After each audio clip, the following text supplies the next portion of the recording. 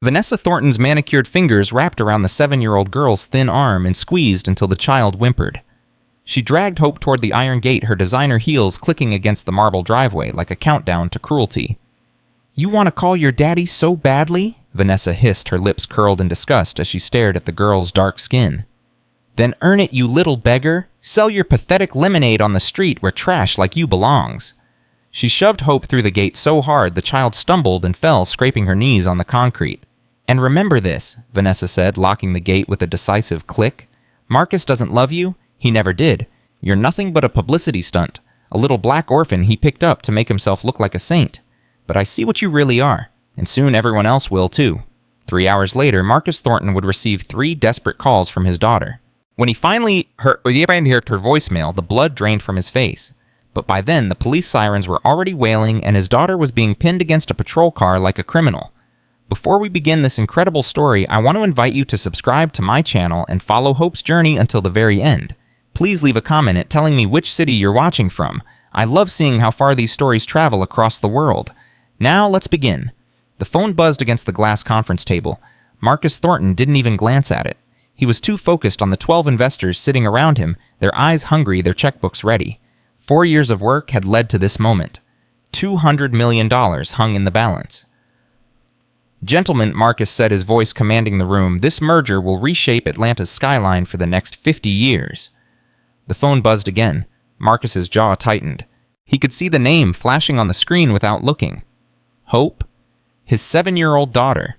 She was supposed to be home with Vanessa. Why was she calling during his most important meeting? He pressed decline. "As I was saying, Thornton Development has never..." The phone buzzed a third time. Richard Hayes, the lead investor, raised an eyebrow. "Do you need to take that, Marcus?" "No." Marcus silenced the phone completely. "My apologies. Now shall we proceed with the signing?" But even as he reached for the pen, something cold slithered down his spine. 3 calls in 2 minutes. Hope never called during business hours. She knew the rules. Vanessa had made certain of that. A voicemail notification appeared on the screen. Marcus stared at it.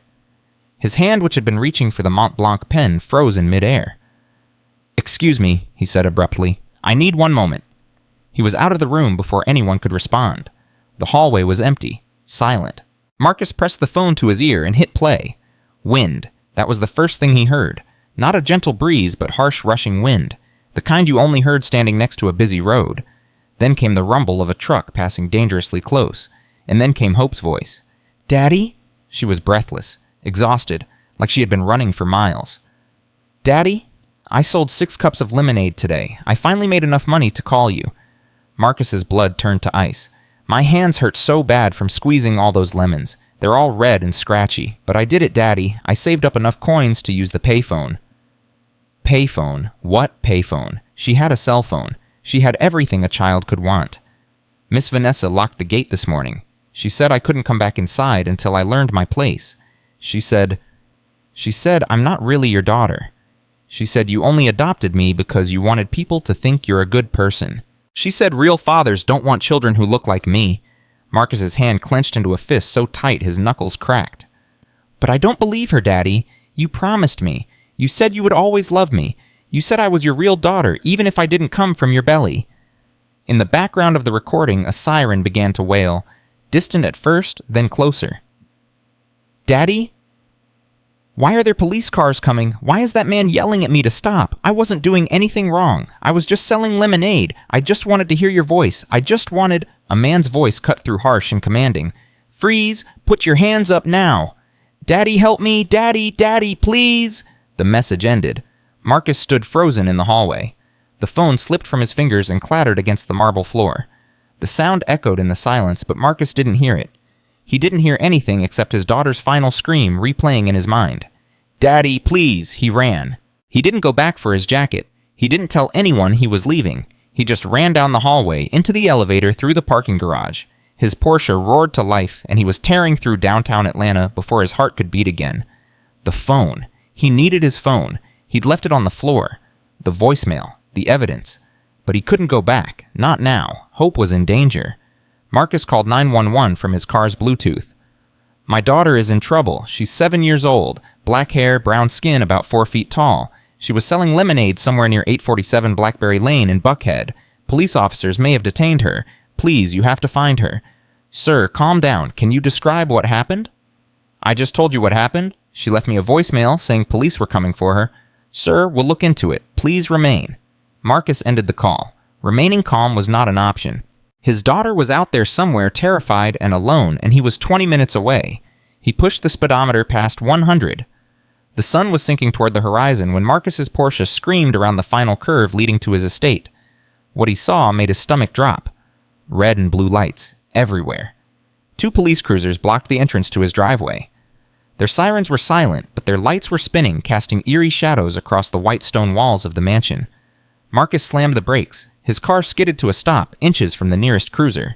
He threw open the door and stumbled out. The first thing he saw was the wreckage.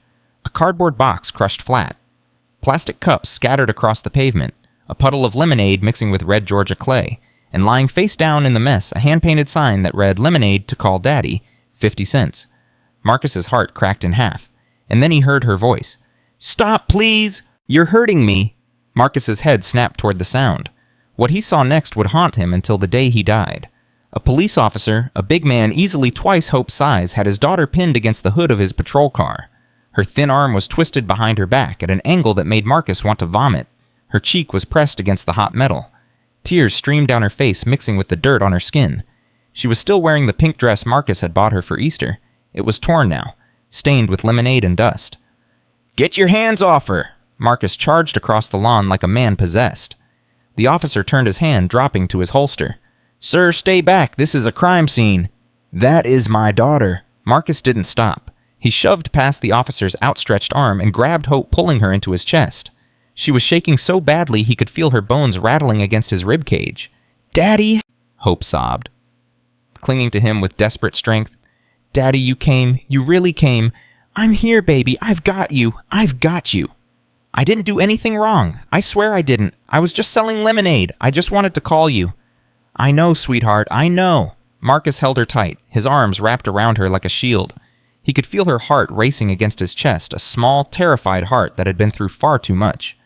Sir, step away from the minor. The officer's voice was cold. I won't ask again. Marcus looked up, his eyes blazing. You put your hands on my 7-year-old daughter. You twisted her arm behind her back. You pressed her face against a hot car. Give me one good reason why I shouldn't have your badge. We received a 911 call, the officer said, his hand still resting on his holster. Armed suspect. Assault with a deadly weapon. Theft of valuable property. Armed suspect. She's 7? The caller said she had a knife. A knife. A new voice cut through the chaos. Sweet, trembling, perfectly rehearsed. Marcus! Oh, thank God you're here! Marcus turned. Vanessa was standing at the gate, leaning dramatically on her brother Derek's arm. Her silk blouse was torn at the shoulder. Mascara streaked down her cheeks. Her blonde hair was artfully disheveled. She looked like a victim. Marcus knew better. The child attacked me, Vanessa sobbed, reaching toward Marcus with trembling hands. She completely lost control. She came at me with a knife, Marcus. I was so scared. I thought she was going to kill me. Hope's small body went rigid in Marcus's arms. That's a lie. I never had a knife. She's lying, Daddy. Sweetheart, please. Vanessa's voice dripped with false concern. I know you're confused. I know you can't help yourself, but we're going to get you help. The doctors will make you better. I'm not sick. You're a liar. Derek stepped forward, positioning himself between his sister and Marcus. He was a thin man with cold eyes and an expensive suit, the kind of man who smiled while he twisted the knife. Marcus, let's everyone calm down, Derek said smoothly. There's been a misunderstanding, that's all, but the facts are clear. We have a 911 recording of Vanessa pleading for help. We have the weapon, a kitchen knife, recovered from the scene. And we have stolen property found in your daughter's possession. Stolen property? Derek nodded to one of the officers who held up a clear evidence bag. Inside was Hope's rusty metal money box, the one she used to collect coins from her lemonade sales. And nestled among the sticky pennies and dimes was something that made Marcus's blood boil. Vanessa's diamond ring. The 8-carat monstrosity that had been in the Thornton family for 3 generations. The ring Marcus had given her on their wedding day. We found it hidden in her collection box, the officer said. She was attempting to flee the scene when we arrived. I didn't take it, Hope screamed, her voice cracking. She put it there. I saw her drop it in my box. I didn't steal anything. Sweetheart, please. Vanessa shook her head sadly. The lying has to stop. I know you're sick. I know you can't control yourself. But this is exactly why we need to get you professional help. Marcus looked at the ring, then at his wife, then at his daughter. Hope's small hands were rough and chapped her fingers red from squeezing lemons. She had spent hours in the hot sun selling lemonade cup by cup just to afford a phone call to her father. Would a child like that steal a ring? You set this up, Marcus said quietly. You planned the whole thing. Vanessa's eyes widened with practiced shock. Marcus, how can you say that I've devoted myself to that child? I've loved her like my own, and this is how I'm repaid with accusations. You locked her out of the house. You told her I didn't love her. You told her she wasn't really my daughter. That's absurd. She's lying to you, Marcus. That's what she does. She lies and manipulates to get what she wants. The psychiatrist warned us about this. She has oppositional defiant disorder. I heard the voicemail. Vanessa's face went pale. What? She left me a voicemail. She told me everything. Every word you said to her. Every cruel, vicious thing you did. For a moment, just a moment, Marcus saw the mask slip. Fear flickered in Vanessa's eyes. Real fear. But Derek was already stepping in, his voice calm and reasonable. Marcus, I understand you're upset, but a voicemail from a disturbed child isn't evidence of anything except her delusions. The facts remain. Your daughter attacked my sister, stole her ring, and fled the scene. These are serious offenses. She's 7, which is exactly why she needs professional help. Derek turned to the officers. Gentlemen, given the violent nature of the incident and the minor's obvious mental instability, I believe the appropriate course of action is to take her into protective custody pending a psychological evaluation. The senior officer nodded. That's standard procedure in cases like this. Mr. Thornton, we need to take your daughter to the county's juvenile services facility. She'll be evaluated by professionals and... No, Marcus's voice was hard as steel. You're not taking her anywhere. Sir, you don't have a choice. I am her father. I am her legal guardian. I absolutely have a choice. Derek leaned close, his voice dropping to a whisper. Marcus, think carefully. You've been gone for 6 months on business trips. You have no idea what's been happening in your own home. If you resist now, you'll be arrested for obstruction. And then who will fight for your daughter? Let her go. Cooperate. I'll handle the paperwork and have her home within 48 hours. Marcus looked down at Hope. Her large brown eyes stared up at him, filled with absolute trust. Absolute faith. She believed her daddy would protect her. She believed he would never let anyone hurt her. How could he betray that trust? But what choice did he have? If he fought the officers, he would be arrested. And Derek was right. If Marcus was in jail, there would be no one to expose the truth. No one to prove Hope's innocence. Sometimes the hardest thing a parent can do is let go. Baby, Marcus said, his voice breaking. I need you to be brave for me. Hope's eyes widened with terror. Daddy, what are you saying? I need you to go with these officers for a little while, just a little while, but I promise you, I swear on my life, I will come for you. I will never stop fighting for you. No, no, Daddy, please. Hope clung to him tighter, her fingers digging into his shirt. You promised you would protect me. You promised. I know what I said, and I meant it. But right now, the best way to protect you is to let me handle this the right way. Tears spilled down Hope's cheeks. But I'm scared, Daddy. I don't want to go with them. I want to stay with you. Marcus pressed his lips to her forehead, squeezing his eyes shut to hold back his own tears. I love you, Hope, more than anything in this world, more than money, more than business, more than my own life. You are my daughter, my real daughter, and nothing anyone says will ever change that. I love you too, Daddy. The officers stepped forward. Gently but firmly, they pulled Hope from Marcus's arms. Daddy, she screamed, as they lifted her toward the patrol car. Daddy, don't let them take me. Marcus took a step forward, but Derek's hand clamped down on his shoulder. Don't, Derek warned. You'll only make it worse. The car door slammed shut. Through the window, Marcus could see Hope's small hand pressed against the glass. Her mouth was moving, forming the same word over and over. Daddy, Daddy, Daddy. The siren wailed. The patrol car pulled away. Marcus watched the taillights disappear into the gathering darkness, carrying his heart with them. When the car was finally out of sight, Marcus turned to face Vanessa and Derek. Vanessa had stopped crying. Her mascara-streaked face was now arranged in an expression of practiced concern, but underneath it, Marcus could see the triumph, the satisfaction, the victory. "I'm so sorry it came to this," she said, reaching for his arm. "But it's for the best. The child needs help, Marcus. Real professional help." Marcus looked at her hand on his sleeve, then at her face. "You think you've won?" he said quietly. Vanessa's smile flickered. "Marcus, you think this is over. You think you've gotten away with it." He stepped closer, his eyes boring into hers with an intensity that made her take an involuntary step backward. "But I want you to remember this moment, Vanessa. I want you to remember the look on my face right now, because when I destroy you, and I will destroy you, I want you to think back to this exact second and realize that this is where it all began." He turned and walked toward his car. "Marcus," Vanessa called after him. "Marcus, wait, where are you going?" He didn't answer.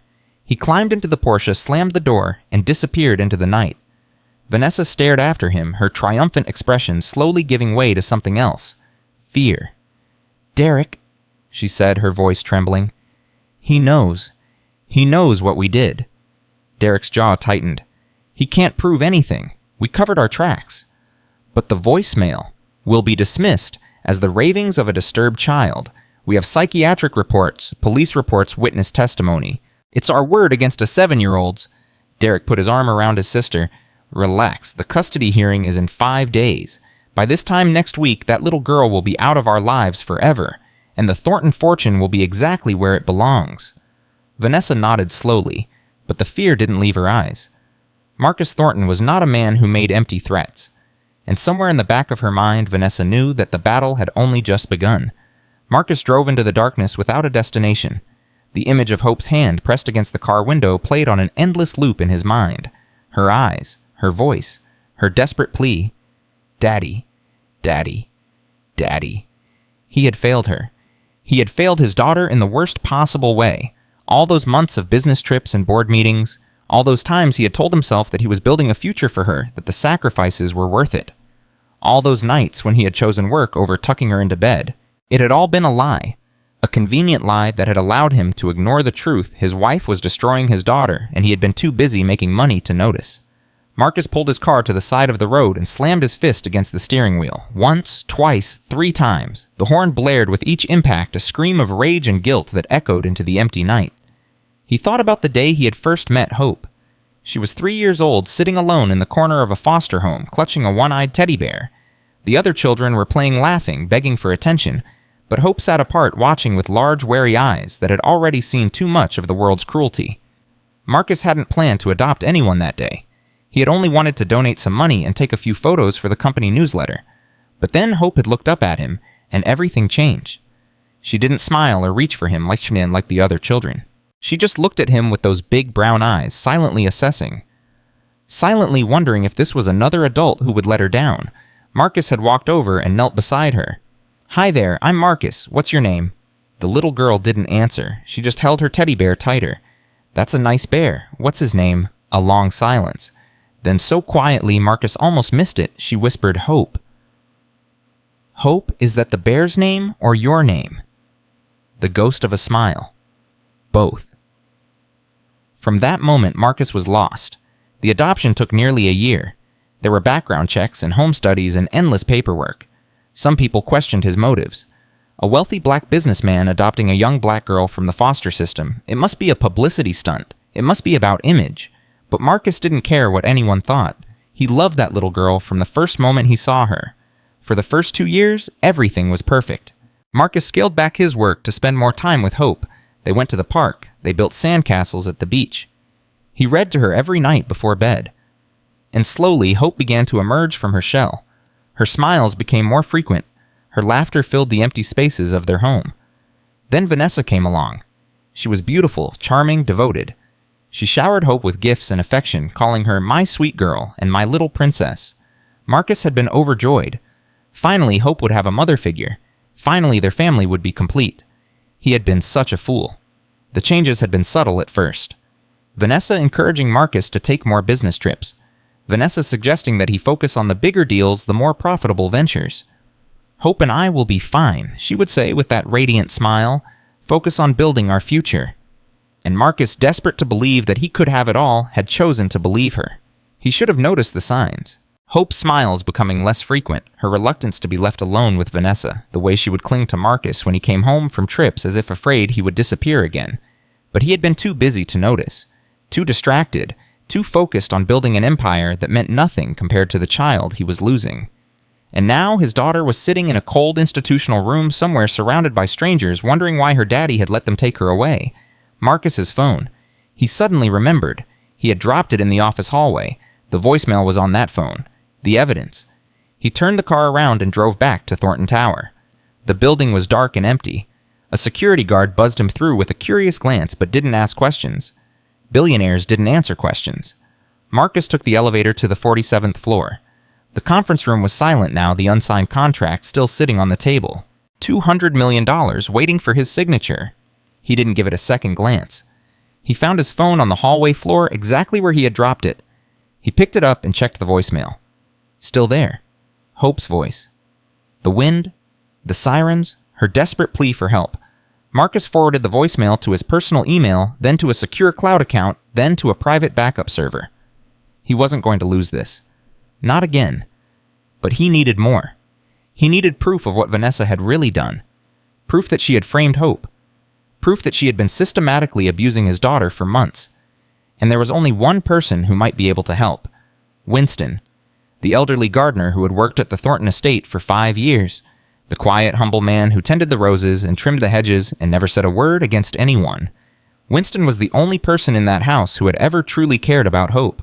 And 1 week ago, Vanessa had fired him without explanation. Marcus knew where Winston lived. A small apartment in a rundown housing project on Atlanta's south side, the kind of place where a Porsche stood out like a diamond in a pile of coal. He found apartment 3C at the end of a dark hallway and knocked. Footsteps shuffled inside. The door cracked open to reveal a weathered face and a pair of cautious eyes.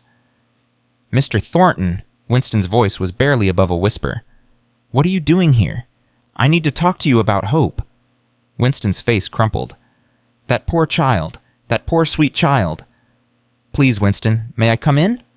Winston hesitated, glancing nervously over Marcus's shoulder. Then he stepped back and opened the door. The apartment was small and sparse. A single bed, a wooden table, a few chairs, the smell of menthol rub and poverty.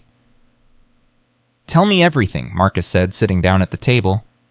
"Tell me what's been happening in my house." Winston lowered himself into the opposite chair, his gnarled hands twisted in his lap. "It started small," he said, his voice heavy with sorrow. "Mrs. Thornton would send the child to bed without dinner. She would lock her in her room for hours. She would take away her toys and tell her she hadn't earned them." Marcus felt sick. "Go on."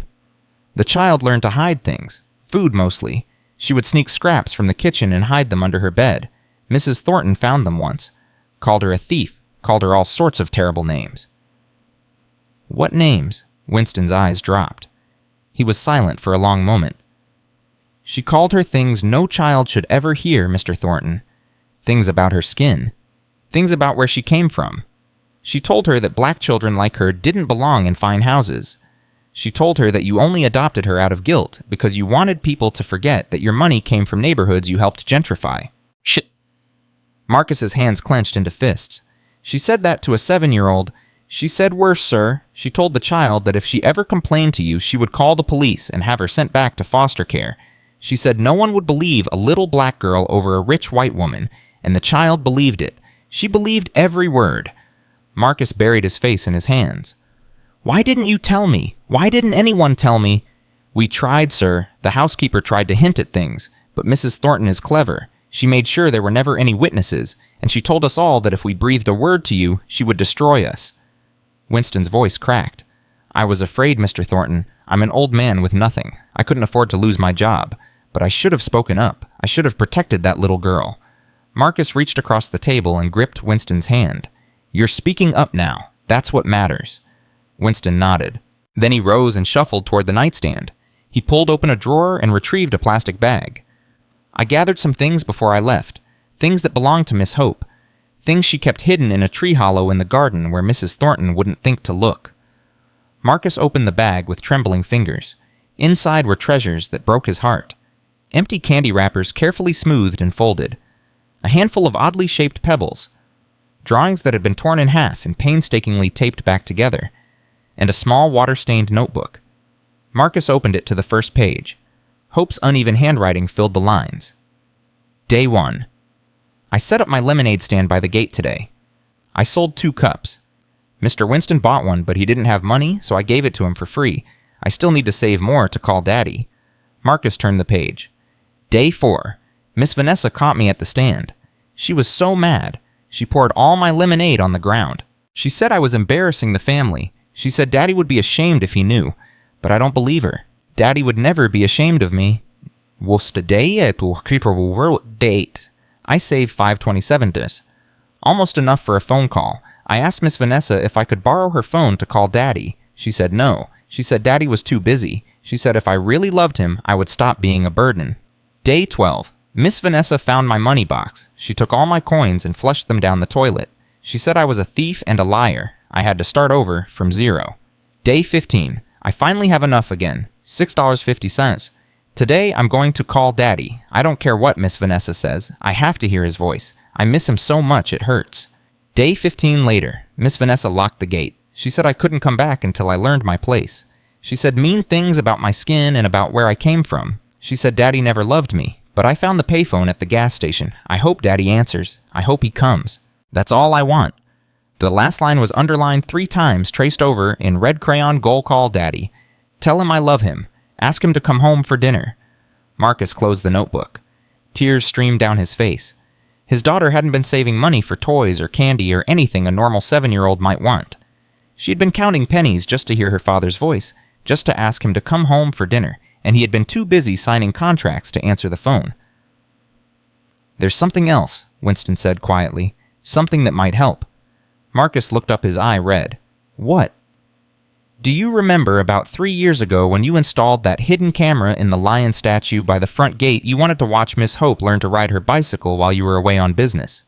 Marcus's heart stopped. The hidden camera. I completely forgot about it. It's on a separate system, sir. Solar-powered. Stores footage on a little memory card. Mrs. Thornton doesn't even know it exists. For the first time since this nightmare began, Marcus felt something like hope. Winston, that camera might have recorded everything that happened yesterday. It might have captured Vanessa planting the ring. It might prove Hope's innocence. Winston nodded slowly. It might, sir, if the card is still there. Marcus was already on his feet. I have to get that memory card. Tonight, before Vanessa has a chance to discover it. Winston grabbed his arm. Be careful, Mr. Thornton. Mrs. Thornton and Mr. Shaw, they're dangerous people. They've got lawyers and police on their side. If they catch you, let them try to stop me. Marcus headed for the door. Then he paused and looked back. Thank you, Winston, for caring about Hope when I wasn't there to care for her myself. Winston's eyes glistened. That little girl is special, Mr. Thornton. She's got more courage and love in her heart than most adults I've ever known. Don't you let them break her spirit. I won't. I swear on my life I won't. Marcus disappeared into the night. The drive back to Buckhead took 30 minutes. Marcus parked his car on a side street 2 blocks from the mansion, then made his way on foot through the shadows. The estate was dark and quiet. Marcus knew the security codes, the blind spots in the patrol patterns, the hidden pathways through the garden. This was his house, his property. But tonight it felt like enemy territory. He crept along the perimeter fence until he reached the front gate. The stone lion statue stood sentinel on the left pillar, its mouth frozen in a silent roar. Marcus had chosen it specifically because it was ugly enough that Vanessa would never pay attention to it. He pulled a small flashlight from his pocket and climbed the wrought iron fence. His muscles screamed in protest. He was 48 years old and hadn't done anything more strenuous than jogging on a treadmill in years, but he forced himself up and over. The lion statue was right where he remembered it. Marcus pulled out his pocket knife and carefully pried at the stucco covering in the statue's left eye socket. Please be there. Please be working. The stucco crumbled away. Inside the hollow socket, a tiny green LED light blinked steadily in the darkness. It was still working. Marcus reached in and pressed gently on the slot. A soft click echoed in the silence. The micro SD card popped out into his palm. Marcus stared at the tiny piece of plastic. It was smaller than his thumbnail, no bigger than a postage stamp, but it might contain everything he needed to save his daughter. He tucked the card into his jacket pocket and turned to climb back over the fence. Headlights swept across the driveway. Marcus froze. A Mercedes was pulling through the front gate, its engine purring smoothly in the night. Through the windshield, Marcus could see 2 silhouettes, Vanessa's blonde hair, Derek's thin frame. They were home. Marcus dropped to the ground and pressed himself against the base of the stone pillar. The headlight swept past him, missing his hiding spot by inches. The Mercedes continued up the driveway and disappeared into the garage. Marcus didn't move. He didn't breathe. Footsteps on the gravel. Voices. "Told you not to worry?" Derek was saying. "Everything is under control." But what if he finds something? What if there's evidence we missed? "There's no evidence, Vanessa. The security footage has been wiped." The 911 recording supports our story. The psychiatrist's report is damning. All we have to do is wait 5 days and that little brat will be out of our lives forever. "And Marcus? What about Marcus?" Derek laughed. A cold, cruel sound. "Marcus is a businessman, not a detective. He doesn't have the first clue how to investigate something like this. By the time he figures out what happened, the custody hearing will be over. The judge will declare the child a danger to herself and others. She'll be sent to a juvenile psychiatric facility, and Marcus will be so devastated that he'll need someone to comfort him." "Me." "Exactly. You play the grieving stepmother. You tell him you tried your best, but the child was just too damaged. And when he's at his lowest, you'll be right there to pick up the pieces. And the fortune will be exactly where it belongs. Marcus doesn't have any other heirs. When he dies, and with the stress he's under, that might be sooner than you think, everything goes to you." Their voices faded as they entered the house. Marcus stayed pressed against the stone pillar, his heart pounding, his mind racing. They had planned everything. The abuse, the framing, the false accusations. It was all part of a scheme to steal his fortune and destroy his daughter, and they thought they had won. Marcus climbed back over the fence and slipped into the shadows. He walked 2 blocks to his car, got in, and drove away.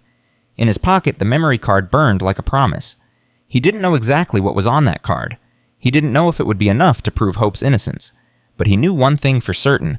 Vanessa and Derek thought they had covered their tracks. They were wrong. Marcus pulled out his phone and dialed a number he hadn't called in years. A number he had hoped he would never need to call again. The phone rang 3 times before a gruff voice answered. "Thornton, it's 2 in the morning. This better be good." "Raymond, I need your help. I need the best private investigator in Atlanta, the best criminal defense attorney, and the best forensic video analyst money can buy, and I need them all by sunrise." A long pause. "Then, what happened?" "Someone tried to destroy my daughter, and I'm going to make them pay." Another pause. "I'll make some calls. Where do you want to meet?" "The Four Seasons, Presidential Suite, 6 a.m. "I'll be there." Marcus ended the call and tucked the phone back in his pocket. The road ahead was dark, but for the first time since this nightmare began, Marcus could see a path forward. Vanessa thought she had won. Derek thought they had covered their tracks, but they didn't know about the camera. They didn't know about the notebook. They didn't know about the voicemail. And they didn't know that Marcus Thornton was just getting started. The billionaire who had built an empire from nothing was about to fight the most important battle of his life. And this time, failure was not an option. 6 hours had passed since Marcus watched the police car disappear with his daughter inside. He hadn't slept. He couldn't sleep. Every time he closed his eyes, he saw Hope's small hand pressed against the window. He heard her voice screaming for him. He felt the weight of his failure crushing his chest like a stone. But Marcus Thornton had not built a billion-dollar empire by giving in to despair. At 5:47 a.m., he stood in the presidential suite of the Four Seasons Atlanta, freshly showered and dressed in a dark suit. His eyes were bloodshot, his jaw clenched tight, but his mind was razor-sharp. The door opened. Raymond Carter walked in first, a stocky man in his 60s with silver hair and the cold eyes of someone who had seen everything twice. He had been Marcus's fixer for 15 years, the man who made problems disappear. Behind him came 2 others. A woman with sharp features and an even sharper gaze. Victoria Chen, the most feared criminal defense attorney in Atlanta, Georgia. And a young man with thick glasses and a laptop bag slung over his shoulder. Samuel Park, a forensic video analyst who had testified in over 200 court cases. "Thank you all for coming on such short notice," Marcus said. Raymond dropped into a chair. "You said someone tried to destroy your daughter. Start from the beginning." Marcus told them everything. He told them about the 3 missed calls, about the voicemail that had frozen his blood, about arriving home to find his 7-year-old daughter pinned against a police car like a criminal. He told them about Vanessa's performance, Derek's manipulation, the planted ring, the false accusations. He told them about Winston's testimony, about Hope's notebook, about the hidden camera in the lion statue. When he finished, the room was silent. Victoria Chen spoke first. "How long has your wife been abusing your daughter?" "I don't know," Marcus admitted, his voice cracking. Months, maybe longer. I was traveling for business. I trusted Vanessa to take care of her. And you had no idea what was happening. None. Hope never said anything. She was too afraid. Vanessa had convinced her that I would send her back to foster care if she complained. Victoria's expression hardened. Your wife is a predator, Mr. Thornton. She identified a vulnerable child and systematically isolated her from her only protector, you. This is textbook psychological abuse. Can we prove it in court? That depends on what's on that memory card. Victoria turned to Samuel. How long will it take you to analyze the footage? Samuel was already pulling out his laptop. Give me the card. I'll have preliminary results within the hour. Marcus handed over the tiny piece of plastic. His entire case, his daughter's entire future, rested on what that card contained. What about the voicemail? Raymond asked. You said Hope described exactly what Vanessa did to her. I have it backed up in 3 locations. But Derek will argue it's the delusions of a disturbed child. He's already laid the groundwork with those psychiatric reports. Victoria nodded grimly. Those reports are a problem. Who conducted the evaluation? I don't know. Vanessa arranged everything while I was traveling. Then we need to find out. If the psychiatrist was paid off or pressured to reach a predetermined conclusion, we can have those reports thrown out. Raymond pulled out his phone. I have contacts at the county courthouse. I can get copies of everything they've filed, the 911 call, the police reports, the custody petition. We'll know exactly what we're up against by noon. Do it. Samuel plugged the memory card into his laptop. The screen flickered to life, displaying a folder filled with video files sorted by date. The camera has been recording continuously for 3 years, Samuel said, scrolling through the files. There's thousands of hours of footage here. But if you give me the date and approximate time of the incident, I can pull up the relevant section. Yesterday, late afternoon, between 4 and 6 p.m. Samuel's fingers flew across the keyboard. Found it. Pulling it up now. The screen filled with a high-angle view of the mansion's front gate. The image was crisp and clear, capturing every detail of the driveway, the lawn, and the area where Hope had set up her lemonade stand. There, Marcus said, pointing. That's her. Hope appeared on screen, tiny and determined. She was dragging a cardboard box toward the gate, her small arms straining with the effort. She set up her stand with careful precision, arranging the plastic cups, mixing the lemonade, propping up her hand-painted sign. Lemonade to call Daddy, 50 cents. Marcus's throat tightened. She was out there for hours, Samuel observed, fast-forwarding through the footage. Look, she made several sales, counted her money after each one. On screen, Hope carefully deposited each coin into her metal box, then counted the contents with intense concentration. Her lips moved as she tallied the total. When she realized she still didn't have enough, her shoulders slumped with disappointment. But she didn't give up. She straightened her sign, adjusted her cups, and waited for the next customer. That's not a disturbed child, Victoria said quietly. That's a child with incredible resilience. Keep going, Marcus said. We need to find the part where Vanessa appears. Samuel fast-forwarded. The timestamp jumped ahead, 5:23 p.m. The front door of the mansion opened. Vanessa stepped out. Even on the silent footage, her body language radiated contempt. She walked toward Hope with deliberate predatory steps. Hope saw her coming and immediately shrank back, her small body tensing with fear. Vanessa bent down and said something to the child. The camera couldn't capture audio, but Hope's reaction told the story. She shook her head frantically. Tears began streaming down her face. Vanessa grabbed Hope's arm and yanked her upward. The child stumbled, nearly falling. Vanessa leaned close, her lips moving rapidly, her face twisted with anger. She's threatening her, Victoria said. Look at the child's response. That's pure terror. Hope was crying now, her mouth open in a silent scream. She tried to pull away, but Vanessa's grip was too strong. Then Vanessa did something that made Marcus's blood boil. She looked around, left, right behind her, checking to make sure no one was watching. Satisfied that she was unobserved, she reached into her pocket with her free hand. The diamond ring caught the afternoon light. Vanessa held the ring for just a moment, letting it glitter in the sun. Then in one smooth motion, she dropped it into Hope's metal money box. There, Samuel said, freezing the frame. Right there. She planted the ring. Marcus stared at the screen. The image was crystal clear. There was no mistaking what had happened, no possible alternative explanation. Vanessa had framed a 7-year-old child. Keep playing, Victoria commanded. The footage resumed. Vanessa released Hope's arm and stepped back. She looked around once more, then in a performance worthy of an Academy Award, she messed up her own hair, smeared dirt on her arm, and began to scream. Even without audio, her dramatic gestures were unmistakable. She was pretending to be attacked, pretending to be a victim, and then Derek appeared. He emerged from behind a hedge at the edge of the property, his arms crossed, a satisfied smirk on his face. He had been watching the entire time, waiting in the shadows while his sister executed their plan. "Son of a bitch," Raymond muttered. Derek walked calmly to Vanessa's side. He put his arm around her in a gesture of comfort, but his eyes were fixed on Hope with cold calculation. He pulled out his phone and made a call. "That's when he called 911?" Marcus said. "He reported an armed assault. He called the police on a 7-year-old girl." The footage continued. Hope stood frozen, her money box clutched to her chest, her eyes wide with confusion and fear. She didn't understand what was happening. She didn't know that a trap had been sprung around her. Minutes later, the police arrived.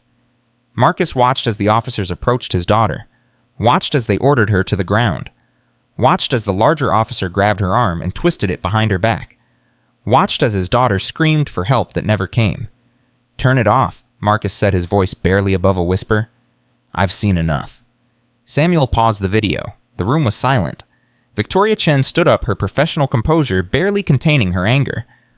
"Mr. Thornton, I've been practicing law for 25 years. I've seen some despicable things. But this," she gestured at the frozen image on the screen, "this is one of the most cold-blooded schemes I've ever witnessed. Can we use it? It's admissible. The camera was on your property recording your own driveway. There's no expectation of privacy in that setting." Victoria's eyes gleamed. "This footage will destroy them. The judge will see exactly what happened." The 911 call was fraudulent. The police report was based on false information. The entire case against your daughter collapses. "What about the custody hearing? It's in 5 days. We'll file an emergency motion to dismiss all charges and restore your full parental rights. With this evidence, there's no way they can maintain the allegation that Hope is a danger to anyone." For the first time in hours, Marcus allowed himself to feel a spark of hope. "There's one more thing," he said. He pulled Hope's notebook from his jacket and placed it on the table. "This is my daughter's diary. She documented everything that happened to her over the past 2 weeks." Victoria opened the notebook and began reading. Her expression grew darker with each page. "She was counting pennies to afford a phone call to you," Victoria said. "She hid food under her bed because she was being starved. She wrote about being locked in her room for hours, about having her belongings destroyed, about being told that her father didn't love her." Victoria looked up at Marcus, her eyes filled with a rare emotion, compassion. "Your daughter is incredibly brave, Mr. Thornton. Most children in her situation would have broken, but she kept fighting. She kept believing that her father would come for her." Victoria closed the notebook gently. "We're going to make sure that faith wasn't misplaced." Marcus's phone buzzed. He glanced at the screen. "It's the Protective Services facility," he said. "They're calling about Hope." He answered immediately. "This is Marcus Thornton." "Mr. Thornton, this is Dr. Patricia Hammond from the county's Child Protective Services. I'm calling regarding your daughter, Hope." Marcus's heart clenched.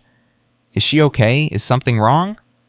"Physically, she's fine, but I'm concerned about her psychological state. She hasn't spoken a word since she arrived. She won't eat. She won't sleep.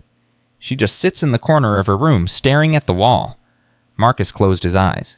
"She's waiting for me. She's waiting for her daddy to come get her. Mr. Thornton, I understand there's a restraining order preventing you from visiting. That restraining order was filed by people who framed my daughter. I have video evidence proving that the allegations against her are completely false." A long pause. "Video evidence. Clear footage of my wife planting stolen property in my daughter's possession and then falsely reporting an assault. My attorney is filing an emergency motion this morning to have the restraining order lifted and all charges dismissed." Another pause, longer this time. "Mr. Thornton, I've been working with troubled children for 30 years. The moment I met your daughter, I knew something was wrong with this case. A 7-year-old accused of armed assault and theft. It didn't add up. Will you help us? I can't take sides in a custody dispute, but I can tell you this, your daughter needs her father. Whatever you're doing, do it fast. That little girl is slipping away." The call ended. Marcus turned to his team. "How quickly can we get into court?" Victoria was already on her phone. "I'm calling Judge Harrison's clerk now. We need an emergency hearing." Raymond gathered his notes. "I'll have the police reports and 911 recording within the hour. If there are any inconsistencies, and there will be, we'll find them." Samuel began copying the video footage to multiple drives. "I'll prepare a presentation for the court, frame by frame, timestamp by timestamp. There won't be any room for doubt." Marcus nodded. "Then let's get to work." The next 4 hours were a blur of activity. Raymond returned with a stack of documents from the courthouse. The police report was exactly what they expected: a fabricated account of a violent child attacking her stepmother with a kitchen knife. But there were inconsistencies. The knife allegedly used in the attack had no fingerprints on it. The wounds Vanessa claimed to have suffered required no medical attention. The responding officers noted that the child was cooperative and nonviolent at the time of arrest. Victoria worked the phones relentlessly, calling in favors, pulling strings, doing whatever it took to get their case in front of a judge. By noon, she had secured an emergency hearing for the following morning. Samuel enhanced the video footage, zooming in on key moments, adding timestamps and annotations. The presentation he created was devastating, an irrefutable visual record of Vanessa's crimes. And Marcus did the hardest thing he had ever done in his life. He waited. He waited while his daughter sat alone in a cold room, wondering if her daddy had forgotten her. He waited while Vanessa and Derek celebrated their victory, oblivious to the storm that was coming. He waited while every minute felt like an eternity. At 3:00 p.m., his phone rang again. It was a number he didn't recognize. "Mr. Thornton." A woman's voice, elderly and trembling. "My name is Margaret Wilson. I was your daughter's teacher at Westbrook Academy." "Mrs. Wilson, yes, I remember you." "Mr. Thornton, I saw the news. They're saying Hope attacked someone. They're saying she's dangerous." The old woman's voice cracked. "That's not true. That little girl wouldn't hurt a fly. She's the sweetest child I've ever taught." Marcus gripped the phone tighter. "I know, Mrs. Wilson. She was framed. We have evidence." "I have evidence too, Mr. Thornton. I have something you need to see." "What is it?" "About 2 months ago, Hope came to school with bruises on her arms. I asked her what happened. She said she fell. But the marks, they looked like finger marks, Mr. Thornton. Like someone had grabbed her hard." Marcus's blood ran cold. "I reported it to the school administration. They said they would investigate, but then Mrs. Thornton came to see me. She was so charming, so concerned. She explained that Hope had been having behavioral problems at home. She said the bruises were self-inflicted. She said Hope was hurting herself for attention." "And you believed her?" "I didn't want to, but she was so convincing. And then she made it clear that if I pursued the matter, there would be consequences. She mentioned the school's funding, the programs that depend on generous donors." Mrs. Wilson's voice broke. "I'm ashamed to say I backed down. I failed that little girl." "You're not failing her now. Do you still have the report you filed?" "I have everything. Photos of the bruises, the report I submitted, notes from my conversations with Hope. I kept copies of all of it just in case." "Mrs. Wilson, would you be willing to testify in court?" A long pause. "Mrs. Thornton warned me what would happen if I ever spoke up. She said she would destroy my career. She said no one would believe me over her." "Mrs. Thornton is about to find out that she's not as powerful as she thinks. I have video evidence proving that she framed my daughter. Her threats mean nothing now." Another pause. Then with quiet determination, "Tell me when and where. I'll be there." Marcus gave her Victoria's contact information and ended the call. He turned to his team. "We just got another witness, Hope's teacher. She has documentation of physical abuse dating back 2 months." Victoria's eyes widened. "That establishes a pattern.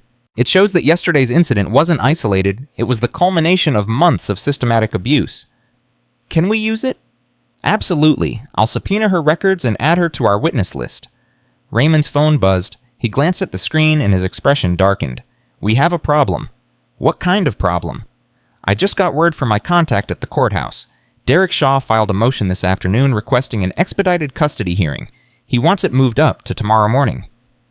"Tomorrow, that's when our emergency hearing is scheduled." "Exactly. They're trying to get in front of the same judge at the same time. They want to present their case before we can present ours." Victoria swore under her breath. "They must know we're preparing a counterattack. They're trying to beat us to the punch." "Can they do that?" "Legally, yes. If they can convince the judge that Hope poses an immediate danger to herself or others, they can request an expedited hearing. And given the allegations they've made armed assault, theft, violent behavior, the judge might grant it." Marcus felt the ground shifting beneath his feet. "So we could walk into court tomorrow and find ourselves on the defensive instead of the offensive." "It's possible, but here's the thing. They don't know about the video. They don't know about the teacher's testimony. They don't know about the notebook. They think they've destroyed all the evidence." So we let them present their case first, let them commit to their lies, and then we destroy them. Victoria smiled grimly. Now you're thinking like a lawyer. Marcus walked to the window and stared out at the Atlanta skyline. Somewhere out there, his daughter was waiting, wondering, hoping. Hold on, baby, he thought. Daddy's coming. Just hold on a little longer. At 7:00 p.m., Marcus received another call from the Protective Services facility. Mr. Thornton, this is Dr. Hammond again. I'm afraid I have troubling news. What happened? Your daughter. She tried to run away about an hour ago. She managed to get past the security desk and made it all the way to the parking lot before one of our staff caught her. Marcus's heart stopped. Is she hurt? Physically, no, but when they brought her back inside, she was hysterical, screaming, crying, calling for you. Marcus pressed his hand against his forehead. What is she saying? She keeps repeating the same thing over and over. She says Daddy promised. Daddy promised he would come. Daddy never breaks his promises. Marcus couldn't breathe. We had to sedate her, Mr. Thornton. It was the only way to calm her down. She's sleeping now, but when she wakes up, I'll be there tomorrow morning, first thing. I swear to God I will be there. The restraining order will be lifted by noon, I guarantee it. Marcus ended the call and turned to face his team. They sedated my daughter, a 7-year-old child. They pumped her full of drugs because she was crying for her father. Victoria stood up. Marcus? No. His voice was hard as steel. No more delays, no more waiting. Tomorrow we end this. Tomorrow I get my daughter back, and God help anyone who tries to stop me. At 9:00 p.m., Marcus finally allowed himself to sit down. He was alone now. Victoria had gone home to prepare her arguments. Raymond Rippon was working his contacts for last-minute intelligence. Samuel was putting the finishing touches on the video presentation. Marcus sat in the darkened hotel suite holding his daughter's notebook in his hands. He turned to the last page Hope had written the page with the red crayon underlining Goal Call Daddy. Tell him I love him, ask him to come home for dinner. He ran his fingers over the words, feeling the indentations where Hope had pressed down so hard with her crayon. She had called him 3 times, and he had declined every call. She had left him a voicemail, and he had almost not listened to it. If he had ignored that message, if he had simply deleted it and gone back to his meeting, his daughter would be lost forever. The thought made him physically sick. Marcus reached for the hotel phone and dialed room service. Yes, Mr. Thornton. I need a favor. Tomorrow after the court hearing, I want you to prepare a special dinner, something a 7-year-old would love. Chicken nuggets, French fries, chocolate cake, the works. Of course, sir. For what time? Marcus looked at the notebook in his hands, at his daughter's simple, heartbreaking wish. Dinner time, he said. I'm bringing my daughter home for dinner. At 11:00 p.m., Marcus's phone rang one final time. It was an unknown number. He almost didn't answer. Marcus Thornton speaking. Silence on the other end. Then, Mr. Thornton, you don't know me, but I know what your wife did to your daughter. Marcus sat up straight. Who is this, My name is Elena Vasquez. I was your housekeeper until 6 months ago. Mrs. Thornton fired me because I saw too much. What did you see? Everything, Mr. Thornton. I saw her hit that little girl. I saw her lock her in closets. I saw her take away her food as punishment. I saw things that still give me nightmares. Marcus's hand trembled. Why didn't you say anything? I tried to tell you, but Mrs. Thornton, she made sure I could never get close. She monitored my phone calls. She read my text messages. She told me that if I ever breathed a word to you, she would have me deported. Deported. My visa? It was expired. She found out. She used it against me. She said if I talked, she would call immigration. My children would lose their mother. Marcus closed his eyes. Vanessa had thought of everything. She had built a wall of fear around his daughter, isolating her from anyone who might help. Elena, I need you to testify tomorrow. I need you to tell the court what you saw. Mr. Thornton, my visa. I have lawyers. Good lawyers. We'll get you protected status. Asylum if necessary. You won't be deported. I give you my word. A long silence. Marcus could hear Elena breathing, weighing her options. That little girl, Elena finally said. She used to call me Mama Elena. When Mrs. Thornton wasn't looking, I would sneak her extra food. I would sing her songs. I would tell her that one day her daddy would find out the truth and everything would be okay. Her voice broke. She believed me, Mr. Thornton. That little girl believed that her daddy would save her. Don't let her down. I won't. I swear to you I won't. Then I'll be there tomorrow morning, whatever it takes. Marcus ended the call and stared at the phone in his hand. 3 witnesses. Video evidence. A diary documenting months of abuse. Tomorrow he would walk into that courtroom with an arsenal of truth. Tomorrow he would tear down the lies that Vanessa and Derek had built. Tomorrow he would bring his daughter home. But as Marcus finally lay down to sleep, one thought kept circling through his mind. Hope was counting on him. Hope had never stopped believing in him, and he would rather die than fail her again. At 5:47 a.m., exactly 24 hours after this nightmare had begun, Marcus Thornton woke to the sound of his alarm. He showered, he dressed, he looked at himself in the mirror. The man staring back at him was not the same man who had sat in that conference room yesterday worrying about contracts and mergers and money. That man was gone. In his place stood a father who was about to burn down the world to save his child. Marcus picked up his daughter's notebook and tucked it into his jacket close to his heart. "I'm coming, Hope," he whispered. "Daddy's coming." He walked out of the hotel room and headed for the courthouse. The final battle was about to begin. The courthouse stood silent in the early morning light as Marcus walked through the front doors at 7:58 a.m. Victoria Chen was already waiting in the lobby, a leather briefcase in one hand and a stack of documents in the other. Raymond Carter stood beside her, his expression grim. Samuel Park hovered nearby, clutching his laptop like a lifeline. "They're here," Victoria said quietly. "Vanessa and Derek arrived 10 minutes ago. They've got 3 lawyers with them." 3 lawyers against one. "Against the truth," Victoria corrected. "It doesn't matter how many lawyers they have. Once the judge sees that video, this case is over." Marcus nodded, but his heart was pounding. Somewhere in this city, his daughter was waking up in a strange room, surrounded by strangers, wondering if her father had forgotten her. "Hold on, baby. Just a little longer." At 8:15 a.m., the courtroom doors opened. Marcus walked in and immediately saw them. Vanessa sat at the respondent's table, dressed in a modest navy dress that made her look innocent and vulnerable. Her eyes were red-rimmed, her makeup carefully designed to suggest recent tears. Derek sat beside her, whispering something in her ear.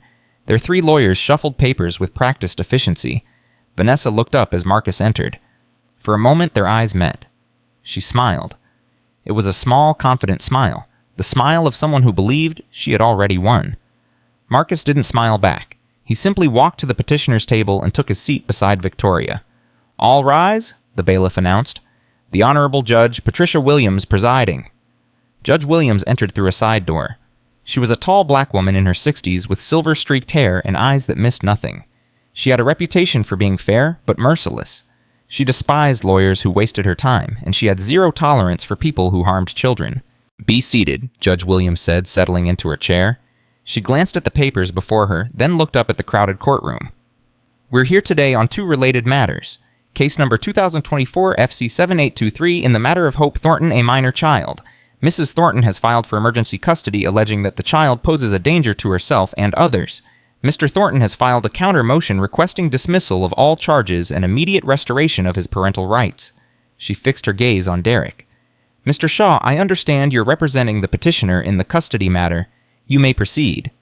Derek stood buttoning his jacket with practiced ease. "Thank you, Your Honor. This is a tragic case, but a straightforward one. 5 days ago, the minor child Hope Thornton violently attacked her stepmother, Mrs. Vanessa Thornton, with a kitchen knife. The child also stole a valuable diamond ring worth approximately $200,000. Murmurs rippled through the courtroom. Judge Williams silenced them with a look. "We have a recording of the 911 call made by Mrs. Thornton during the attack," Derek continued. "We have the police report documenting the child's violent behavior. We have the stolen property recovered from the child's possession, and we have a psychiatric evaluation conducted by Dr. Harold Fisher, a respected child psychologist, concluding that Hope suffers from severe oppositional defiant disorder with violent tendencies." Derek paused for effect. "Your Honor, this child is a danger. Not just to others, but to herself. She requires immediate psychiatric intervention in a secure facility. We respectfully request that custody be transferred to the state and that Mr. Thornton's parental rights be suspended pending a full psychological evaluation." Judge Williams turned to Victoria. "Ms. Chen, your response." Victoria rose slowly. "Your Honor, everything Mr. Shaw just said is a lie." The courtroom erupted. Derek shot to his feet. "Objection, that's good. Sit down, Mr. Shaw." Judge Williams's voice cut through the noise like a blade. "You'll have your chance to respond. Ms. Chen, that's a serious accusation. I hope you can back it up." "I can, Your Honor, with video evidence." Vanessa's face went pale. "Video evidence?" Judge Williams leaned forward. Explain? 3 years ago, Mr. Thornton installed a hidden security camera at the entrance to his property. The camera operates independently of the main security system. It records continuously to a memory card. Neither Mrs. Thornton nor Mr. Shaw were aware of its existence. Victoria held up a USB drive. This drive contains footage from the afternoon of the alleged attack. It shows without any possibility of doubt that Mrs. Thornton fabricated the entire incident. She planted the stolen ring in the child's possession. She staged the attack. She lied to the police, and she's lying to this court right now. That's absurd, Derek's voice cracked. Your Honor, this is obviously fabricated. Mr. Shaw, I warned you once, don't make me warn you again. Judge Williams nodded to Victoria. Play the footage. Samuel connected his laptop to the courtroom's display system. The large screen, mounted on the wall, flickered to life. The timestamp read 5:23 p.m. The footage showed Hope at her lemonade stand carefully counting coins in her metal box. She looked tired but determined. A hand-painted sign beside her read, "Lemonade to call Daddy 50 cents. The child had been selling lemonade for hours, Victoria narrated. She was trying to earn enough money to make a phone call to her father. Mrs. Thornton had taken away her phone and refused to let her use the house line. On screen, the front door of the mansion opened. Vanessa emerged. The courtroom fell silent. Vanessa on the video walked toward Hope with slow, deliberate steps. Her body language radiated contempt. Hope saw her coming and immediately shrank back, her small body tensing with fear. Watch carefully, Your Honor, Victoria said. This is where Mrs. Thornton assaults the child. On screen, Vanessa grabbed Hope's arm and yanked her upward. The child stumbled. Vanessa leaned close, her lips moving rapidly. Hope began to cry, shaking her head frantically, trying to pull away. We don't have audio, Victoria continued, but we have witnesses who will testify to the kind of things Mrs. Thornton regularly said to this child. Threats, insults, racial slurs. Judge Williams' expression hardened. Now watch this, Victoria said. This is the moment Mrs. Thornton plants the ring. On screen, Vanessa looked around carefully, checking to make sure she was unobserved. Then she reached into her pocket and pulled out a glittering object. The diamond ring. She held it for just a moment. Then she dropped it into Hope's money box. Gasps echoed through the courtroom. Someone in the gallery said, "Oh my God." And here, Victoria said, is where Mrs. Thornton stages the attack. On screen, Vanessa released Hope and stepped back. She looked around once more, then messed up her own hair, smeared dirt on her arm, and began to scream silently, gesturing wildly as if she were being attacked. And finally, Victoria said, here is Mr. Derek Shaw watching the entire performance from behind the hedges. The camera angle shifted slightly, revealing Derek standing at the edge of the property. His arms were crossed. He was smiling. He watched his sister frame a 7-year-old child, and he smiled.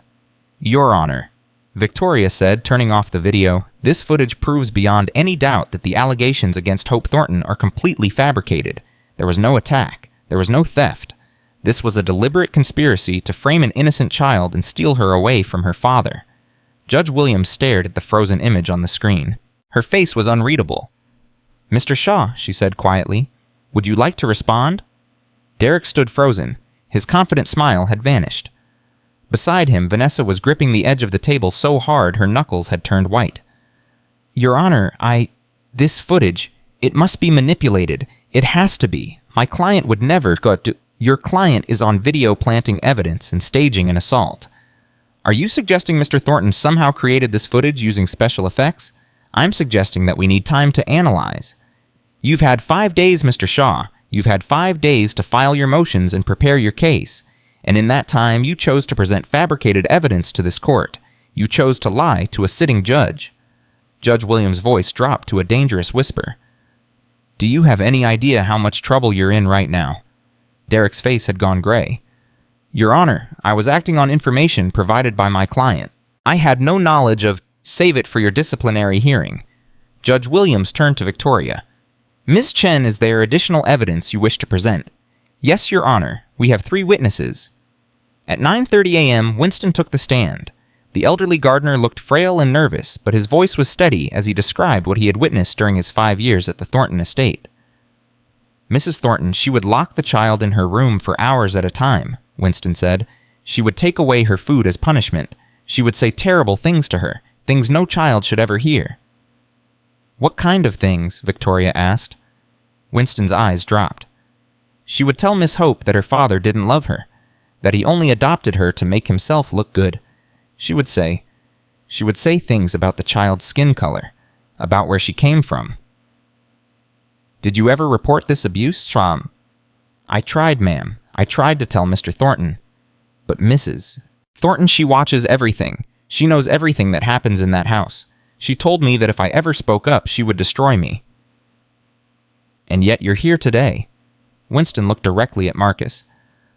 "That little girl is the sweetest child I've ever known. She deserves better than what she got. If speaking up can help her, then I don't care what happens to me." At 10:15 a.m., Margaret Wilson took the stand. Hope's former teacher clutched a folder of documents as she described the bruises she had seen on Hope's arms 2 months earlier. "They looked like finger marks," Mrs. Wilson said, "like someone had grabbed her hard. I asked Hope what happened. She said she fell, but I didn't believe her." "Did you report your concerns?" "I filed a report with the school administration. I took photographs. But then Mrs. Thornton came to see me. She was very charming, very convincing. She said Hope had behavioral problems. She said the bruises were self-inflicted." "And you believed her?" Mrs. Wilson's voice broke.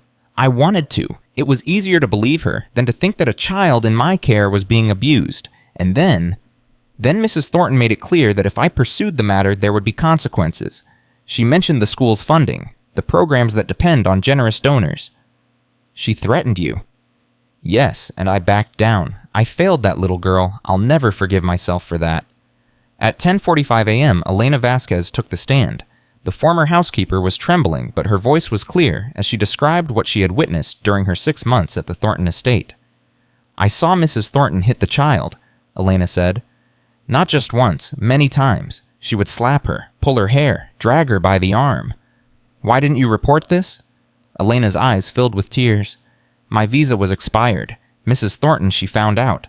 She told me that if I ever said anything to anyone, she would call immigration. My children would lose their mother." "So you stayed silent?" "I stayed silent, and every day I watched that little girl suffer. I tried to help her when I could. I would sneak her extra food. I would comfort her when she cried. But it was never enough. It was never enough." Elena looked at Marcus, her voice breaking. "I'm so sorry, Mr. Thornton. I should have been braver. I should have found a way to tell you." Marcus shook his head slowly. "You're telling me now. That's what matters." At 11:30 a.m., Victoria presented Hope's notebook. She read selected passages aloud, her voice steady but tinged with emotion. "Day 4, Miss Vanessa caught me at the lemonade stand. She was so mad. She poured all my lemonade on the ground. She said Daddy would be ashamed of me." The courtroom was silent. "Day 8, I saved $5.27, almost enough to call Daddy. I asked Miss Vanessa if I could use her phone. She said no. She said Daddy was too busy. She said if I really loved him, I would stop being a burden." Someone in the gallery was crying quietly. "Day 12, Miss Vanessa found my money box. She took all my coins and flushed them down the toilet. She said I was a thief and a liar. I had to start over from zero." Victoria turned to the final page. "Day 15, I finally have enough again. Today I'm going to call Daddy. I don't care what Miss Vanessa says. I have to hear his voice." She held up the notebook so the court could see the last line traced over in red crayon. "Goal call Daddy. Tell him I love him. Ask him to come home for dinner." Victoria closed the notebook gently. "Your Honor, Hope Thornton is not a dangerous child. She is not violent. She is not unstable. She is a 7-year-old girl who was systematically abused by her stepmother for months. Her only crime was loving her father. Her only goal was to hear his voice.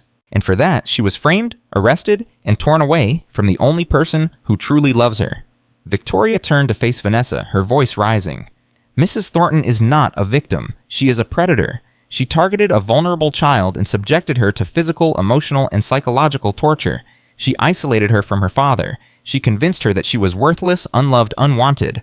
And when that wasn't enough, she manufactured false accusations to have the child removed from her home permanently."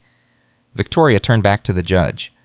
"We're not just asking for Hope to be returned to her father. We're asking for justice. Mrs. Thornton and Mr. Shaw conspired to commit child abuse, file false police reports, perjure themselves before this court, and obstruct justice. They should both be held criminally liable for their actions." Judge Williams was silent for a long moment. Then she turned to Vanessa. "Mrs. Thornton, you have heard the evidence presented against you. You have seen the video footage. You have heard the testimony of 3 witnesses. Before I render my decision, do you have anything to say in your defense?" Vanessa's carefully constructed composure finally cracked. She stood up, her hands shaking, her voice rising to a shriek. "This is insane. I'm the victim here. That child is a monster. She's been trying to turn Marcus against me since the day I married him." "Mrs. Thornton," Derek tried to grab her arm, but she shook him off. "I gave that little brat everything, expensive clothes, a beautiful home, and how did she repay me? By lying, by scheming, by trying to destroy my marriage." "Vanessa, stop talking," Derek hissed. "No, I won't stop. Everyone needs to know the truth." Vanessa spun to face Marcus, her eyes wild with rage. "You want to know why I hate her? Because you love her more than you've ever loved me. Because every time you look at her, your eyes light up in a way they never do for me. I'm your wife. I should be the center of your world, not some little orphan you picked up from the gutter." The courtroom gasped. "That's why you did this." Marcus's voice was barely above a whisper. "Because you were jealous of a child. She took you away from me. Every business trip, every phone call, every thought in your head was about her. What about me? What about what I need? She's 7 years old, Vanessa. She needed a mother, and you tortured her. She needed to learn her place, and so do you." Vanessa's voice cracked into a sob. "I love you, Marcus. I've always loved you. Everything I did for us, so we could be together, just us, without that little anchor dragging us down." The courtroom was dead silent. Judge Williams stared at Vanessa with an expression of pure disgust. "Mrs. Thornton, in 25 years on the bench, I have never witnessed a more reprehensible display. You have just confessed in open court to abusing a child because you were jealous of her relationship with her father." She turned to the bailiff. "Take Mrs. Thornton into custody. Charges pending child abuse, filing false police reports, perjury, and conspiracy to obstruct justice." "No," Vanessa screamed as the bailiff approached. "No, you can't do this. Marcus, please. Tell them I didn't mean it. Tell them." But Marcus didn't even look at her. The bailiff handcuffed Vanessa and led her out of the courtroom. Her screams echoed down the hallway, growing fainter and fainter until they finally disappeared. Judge Williams turned to Derek. "Mr. Shaw, you are hereby suspended from practicing law in the state of Georgia pending a full investigation by the Bar Association. I'm also referring you to the district attorney for potential criminal charges. Bailiff, please escort Mr. Shaw from the courtroom." Derek's face was ashen. He didn't resist as the bailiff took his arm and led him away. The courtroom fell silent. Judge Williams took a deep breath and turned to Marcus. "Mr. Thornton, I owe you an apology. The system failed your daughter. The police officers who arrested her failed her. The social workers who took her into custody failed her. And I nearly failed her too by allowing this hearing to proceed based on fabricated evidence." Her voice softened. "But you didn't fail her. You fought for her. You never stopped believing in her innocence. And because of that, justice has been served." She picked up her gavel. "It is the ruling of this court that all charges against Hope Thornton are hereby dismissed. The restraining order against Mr. Marcus Thornton is vacated. Full custody is restored to Mr. Thornton immediately." She looked directly at Marcus. "Go get your daughter, Mr. Thornton. Take her home." Marcus couldn't speak. Tears were streaming down his face. Victoria gripped his arm, her own eyes glistening. "Thank you," Marcus finally managed. "Thank you, Your Honor." Judge Williams smiled. It was the first time she had smiled all morning. "Don't thank me. Thank that little girl. She's the bravest child I've ever seen." At 12:17 p.m., Marcus burst through the doors of the Child Protective Services facility.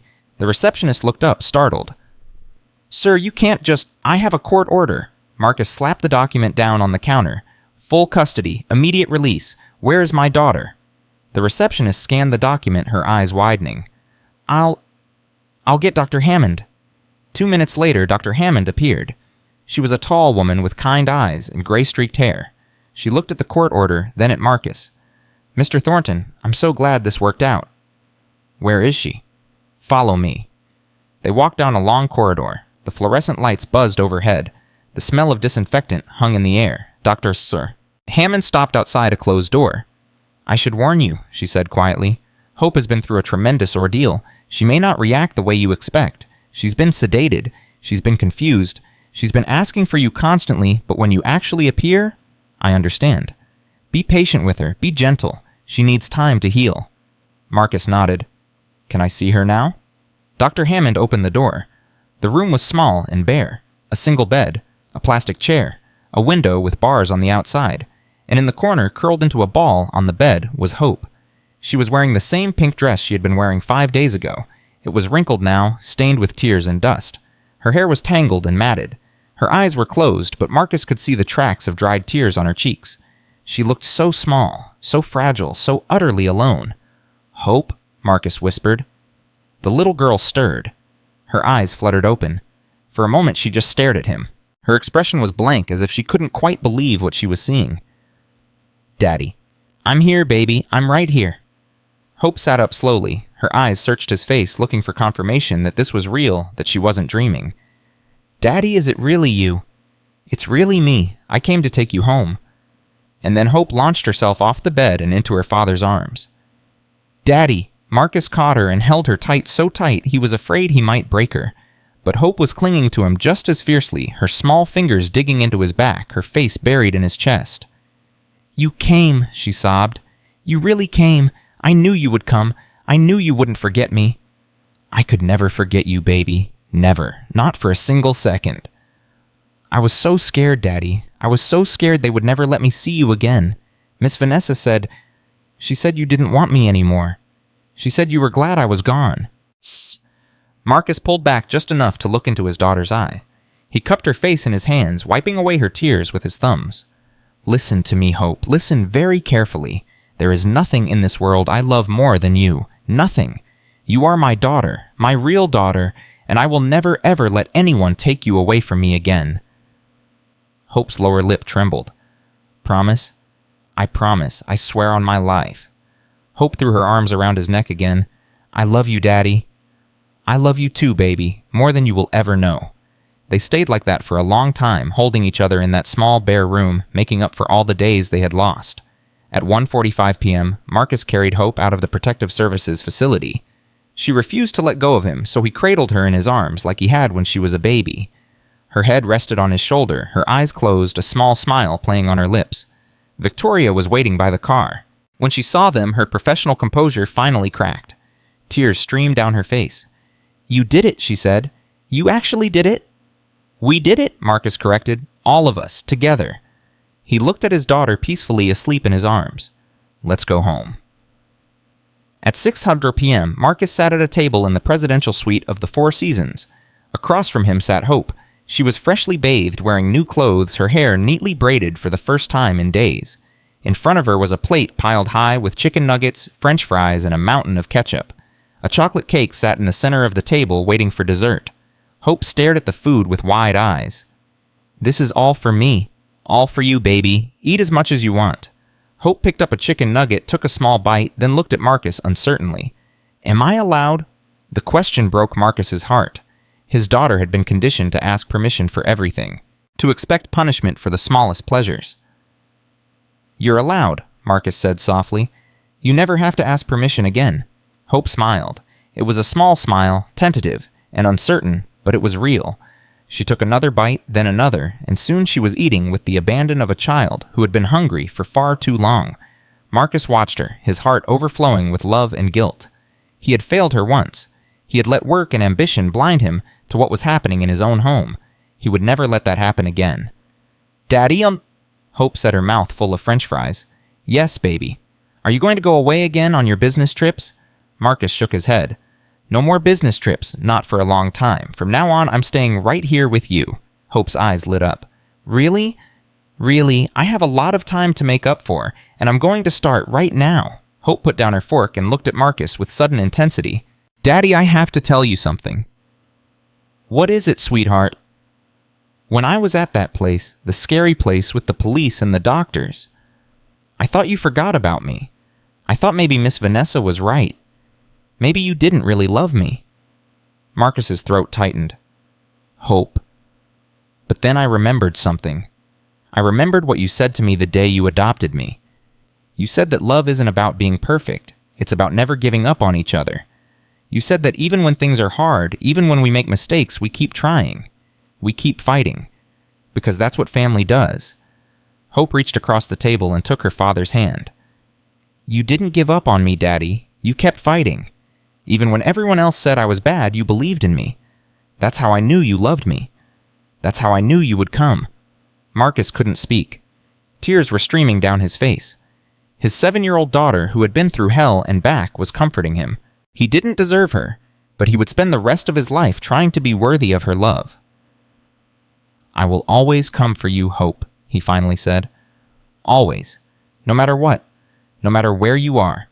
No matter who tries to stop me. I will always, always come. Hope smiled a real smile this time, bright and warm and full of trust. I know, Daddy, I know. She picked up another chicken nugget and popped it into her mouth. Can we have chocolate cake now? Marcus laughed. It was the first real laugh he had experienced in 5 days. Yes, baby, we can have chocolate cake now. And as they sat together in that hotel room, eating cake and laughing and making up for lost time, Marcus made a silent vow. He would sell the mansion where Hope had suffered so much. He would find a new home, a simple home, a home filled with love instead of luxury. He would cut back on work. He would be present. He would never again let anything come between him and his daughter. And he would spend every day for the rest of his life making sure Hope knew how much she was loved. The battle was over. But the real work of healing was just beginning. 3 weeks had passed since the trial. Marcus sold the Buckhead mansion on the 14th day. He didn't negotiate the price. He didn't care about the money. He just wanted that house gone, erased from their lives like a bad dream. The new home was a wooden cottage in the Georgia hills 2 hours north of Atlanta. It sat on 12 acres of rolling farmland surrounded by oak trees and wildflowers. There were no iron gates, no security cameras, no reminders of the nightmare they had escaped. Hope had been silent during the entire drive from the city. She sat in the back seat, clutching her old teddy bear, staring out the window at the passing landscape. Marcus kept glancing at her in the rearview mirror, searching for some sign of what she was feeling.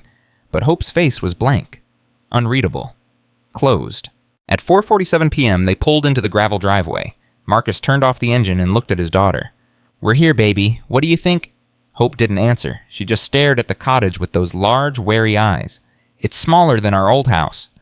Marcus continued trying to fill the silence. But it's cozy, and there's a big backyard where you can play. I thought maybe we could plant a garden together. Would you like that? Hope nodded slowly, but she didn't smile. Marcus got out of the car and walked around to open her door. Hope climbed out, still clutching her teddy bear, and stood motionless on the gravel. Come on, Marcus said gently. Let me show you your room. He reached for her hand. Hope flinched. It was a small movement, barely perceptible, but Marcus saw it. His daughter had flinched away from his touch. I'm sorry, Hope whispered immediately. I didn't mean to. I'm sorry. You don't have to apologize, sweetheart. You never have to apologize for how you feel. But Hope's eyes were already filling with tears. I'm trying to be good, Daddy. I'm trying really hard. Please don't be mad at me. Marcus knelt down in front of her, bringing himself to her eye level. Hope, listen to me. I am not mad at you. I will never be mad at you for being scared. You went through something terrible. It's going to take time for you to feel safe again, and that's okay. We have all the time in the world. Hope stared at him, searching his face for any sign of deception. After a long moment, she nodded slowly. Can I see my room now? Of course, baby. Let's go. They walked toward the cottage together. Marcus didn't try to take her hand again.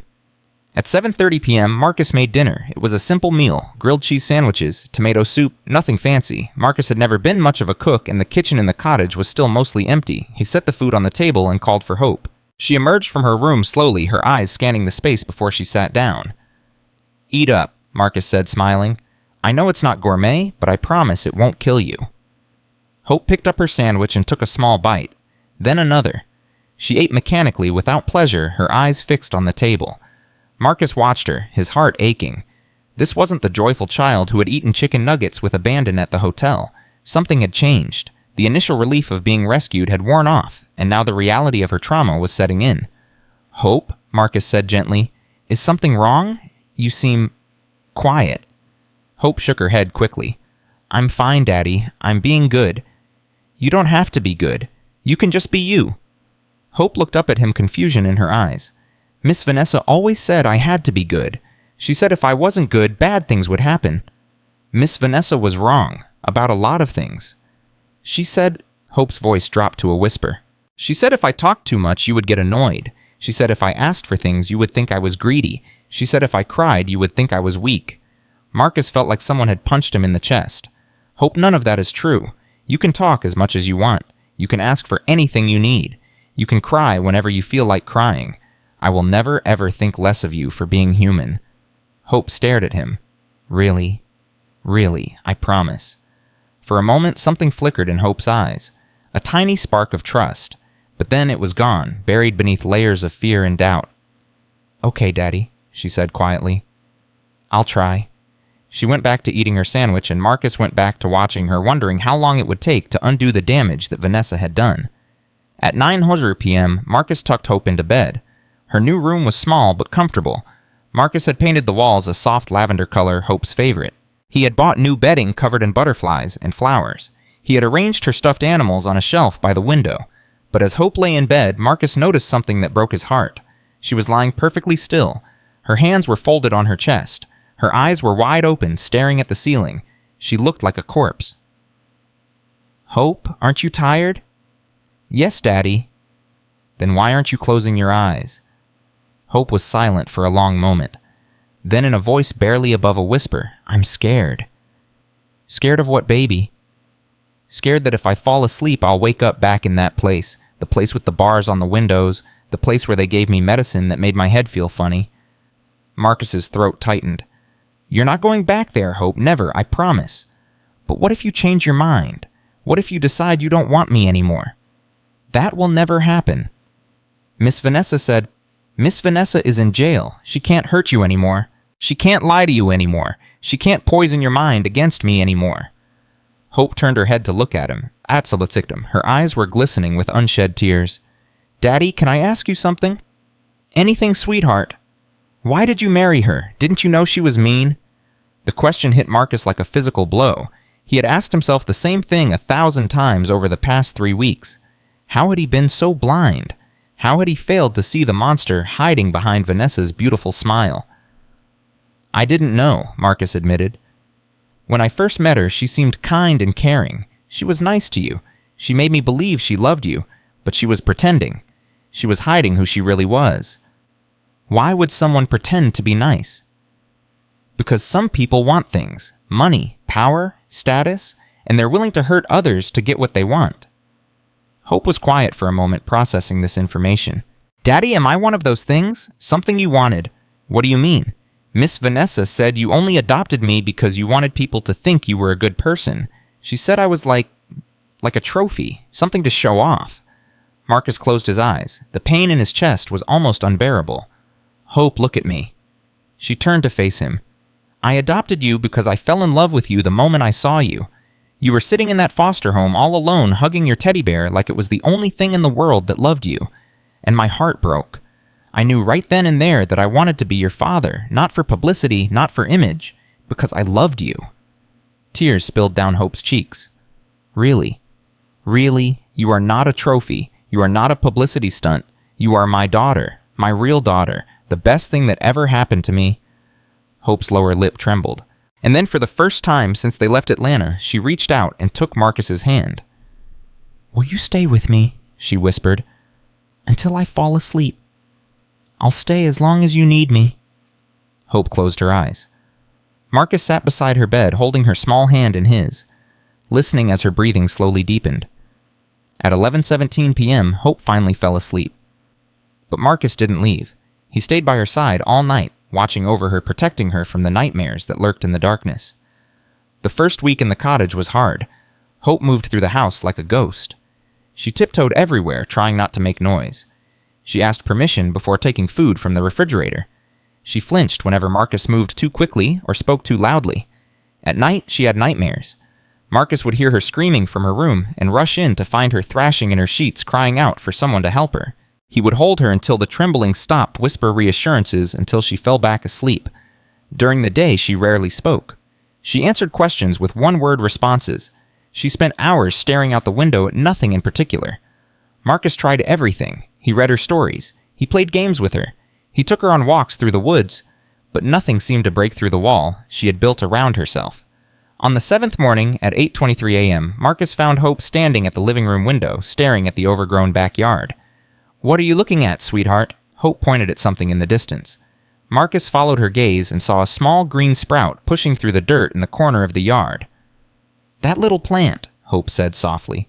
"It's growing all by itself. Nobody's taking care of it, but it's still trying." Marcus looked at his daughter, then back at the sprout. "Would you like to help it grow?" Hope turned to him, surprise flickering across her face. "Me? Sure. We could plant a garden together, take care of it, watch it grow." For the first time in days, Marcus saw something like interest in Hope's eyes. "I've never planted anything before." "That's okay, neither have I. We can learn together." Hope was quiet for a moment. Then in a voice barely above a whisper, "Okay?" At 10:00 a.m., Marcus drove to the hardware store and bought gardening supplies. A hoe, a shovel, bags of soil, packets of seeds, 2 pairs of gardening gloves, 1 adult-sized, 1 child-sized. When he got home, Hope was waiting for him on the porch. "Ready?" Marcus asked. Hope nodded slowly. They walked to the backyard together. Marcus rolled up his sleeves and picked up the hoe. "First, we need to break up the dirt," he said. "Make it soft so the plants can grow." He swung the hoe at the ground. It bounced off the hard-packed earth and nearly flew out of his hands. "Okay," Marcus muttered. "That's harder than it looks." He tried again. This time he managed to break through the surface, but the hoe got stuck. He tugged at it, lost his balance, and nearly fell over. Hope made a small sound. Marcus looked at her. She was covering her mouth with her hand. Her shoulders were shaking. She was laughing. It was barely more than a whisper, but it was unmistakably laughter. The first laughter Marcus had heard from his daughter since the nightmare began. "Oh, you think that's funny?" Marcus grinned. "You want to try." He held out the hoe. Hope took it hesitantly, her small hands gripping the wooden handle. She swung at the ground, and the blade bit into the dirt. "Hey, you're a natural." Hope looked up at him, a tiny smile playing on her lips. "Mr. Winston showed me how. He used to let me help him in the garden at the old house." "Winston, the gardener," Hope nodded. "He was nice to me. He would sneak me cookies when Miss Vanessa wasn't looking. He would tell me stories about when he was a little boy in Louisiana." Marcus felt a pang of gratitude for the old man who had shown kindness to his daughter when no one else would. "Would you like to see Winston again? I could invite him to visit." Hope's face lit up. "Really, he can come here. Of course, anyone you want to see, I'll make it happen." Hope dropped the hoe and threw her arms around Marcus's waist. It was the first time she had initiated physical contact since they arrived at the cottage. "Thank you, Daddy. Thank you, thank you, thank you." Marcus held her tight, blinking back tears. "You're welcome, baby. You're so welcome." At 2:30 p.m., they finished preparing the garden bed. It wasn't pretty, the rows were crooked, the soil was lumpy, but they had done it together, and that was all that mattered. "Now we plant the seeds," Marcus said, opening a packet. "Lime trees. They take a while to grow, but when they're ready, we can make lemonade." Hope froze. The smile vanished from her face. Her eyes went distant, clouded with memory. "Lemonade," she whispered. Marcus cursed himself silently. Lemonade. Of course. The word was a trigger, a reminder of the day that had nearly destroyed both of them. "Hope, I'm sorry. I didn't think it's okay." Hope's voice was flat, empty. "I'm fine." But she wasn't fine. Marcus could see it in the way her hands were trembling, in the way she had retreated back into herself. "We don't have to plant lime trees," Marcus said quickly. "We can plant something else, tomatoes, peppers, anything you want." Hope shook her head slowly. "No, I want to plant lime trees." "Are you sure?" Hope looked up at Tremiosom, and Marcus saw something in her eyes that he hadn't expected. Determination. "Miss Vanessa ruined lemonade for me," Hope said quietly. "She made it something bad, something scary. But I don't want her to have that power anymore. I want to take it back." Marcus stared at his 7-year-old daughter, amazed by her courage. "Okay," he said softly. "Then let's plant lime trees." Together, they carefully placed the seeds in the soil. Hope patted the dirt over each one with gentle hands, whispering something under her breath. "What are you saying?" Marcus asked. "I'm telling them to grow big and strong. Mr. Winston said plants can hear us. He said if you talk to them nicely, they grow better." "That's beautiful, Hope." "Daddy?" "Yes. When the limes are ready, will you drink my lemonade?" Marcus's throat tightened. "I would be honored to drink your lemonade, sweetheart. It will be the best lemonade I've ever tasted." Hope smiled, a real smile, bright and warm and full of hope. At 5:00 p.m., Winston arrived. Marcus had called him the day before, and the old man had driven up from Atlanta without a moment's hesitation. When his battered pickup truck pulled into the driveway, Hope ran out of the house so fast she nearly tripped over her own feet. "Mr. Winston? Mr. Winston?" Winston climbed out of the truck and knelt down just in time to catch Hope in his arms. "There's my girl, huh?" he said, his voice thick with emotion. "There's my brave, beautiful girl." "I missed you so much, Mr. Winston." "I missed you too, sweetheart, every single day." Marcus walked over, his hand extended. "Thank you for coming, Winston. It means the world to her." Winston stood up, still holding Hope's hand, and shook Marcus's hand firmly. "Wouldn't have missed it for anything, Mr. Thornton. This little one is special. Please call me Marcus, and stay as long as you like. We have a guest room." Winston's eyes glistened. "That's mighty kind of you, sir. Mighty kind." Hope tugged at Winston's sleeve. "Mr. Winston, come see our garden. Daddy and I planted lime trees." "Lime trees? Well, I'd better take a look. Make sure you did it right." Hope dragged him toward the backyard, chattering excitedly about seeds and soil and all the things she had learned. Marcus watched them go, a smile spreading across his face. For the first time in weeks, his daughter looked like a child again. At 7:30 p.m., the three of them sat down for dinner together. Winston had insisted on cooking. He made jambalaya from his grandmother's recipe, filling the cottage with the smell of spices and memories.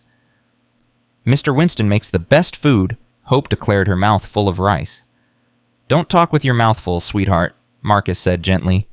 Hope's face fell immediately. She swallowed hard and looked down at her plate. "I'm sorry, I forgot." Marcus winced.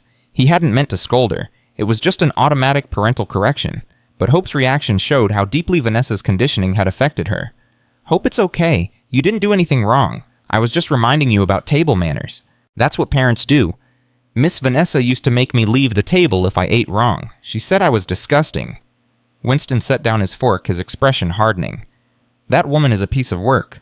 Begging your pardon, Marcus, but what she did to this child—" "I know," Marcus said quietly. "Believe me, I know." Winston looked at Hope, his eyes softening.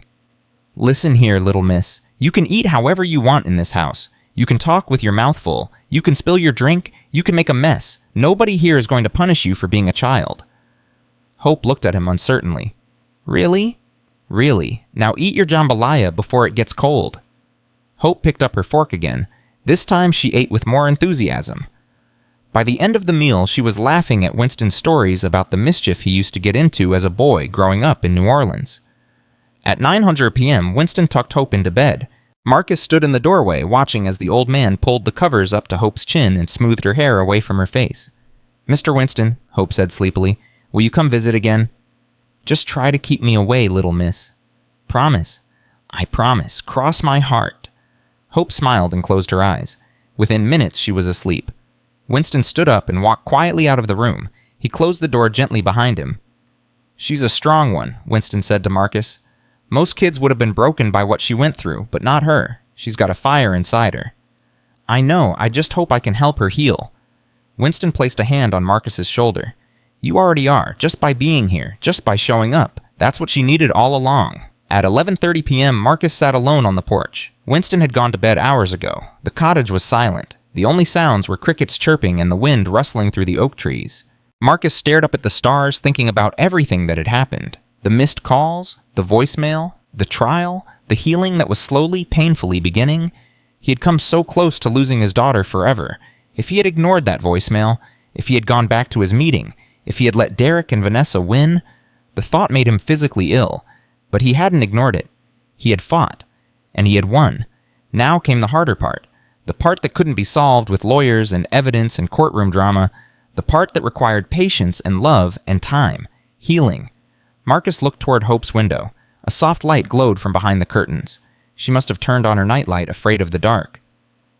"I'm going to make this right," Marcus whispered into the night. "I'm going to be the father you deserve, no matter how long it takes.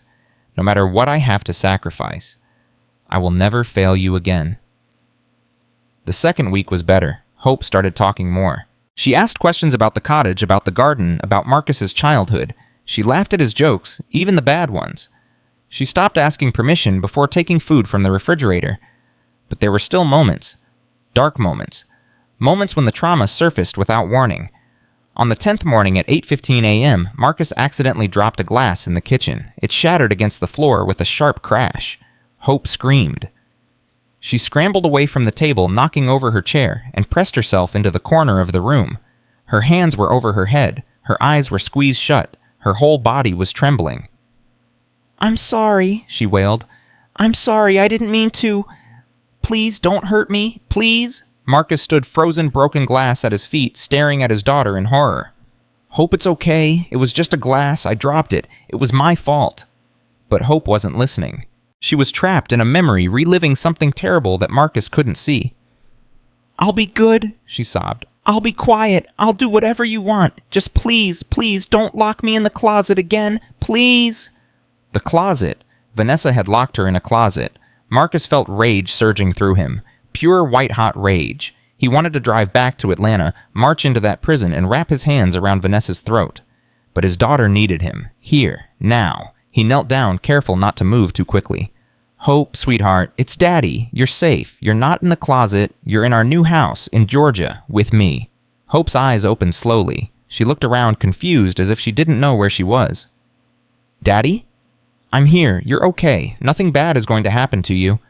Hope's breathing was still rapid, her hands still shaking, but slowly, she began to relax. "I thought," she whispered, "I thought I was back there. I thought she was going to—" "Aeneas. She's gone, Hope. She's in jail. She can never hurt you again." Hope looked at the broken glass on the floor. "Did I break that—" "No, baby. I did. I was clumsy. It was an accident." Miss Vanessa said accidents were just excuses for bad behavior. Miss Vanessa was wrong. Accidents happen. That's why they're called accidents. Hope stared at him for a long moment. Then slowly she uncurled from her protective crouch and stood up. "I'm sorry I screamed."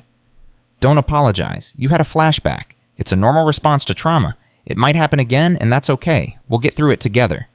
Hope nodded slowly. "Together?" "Together, always."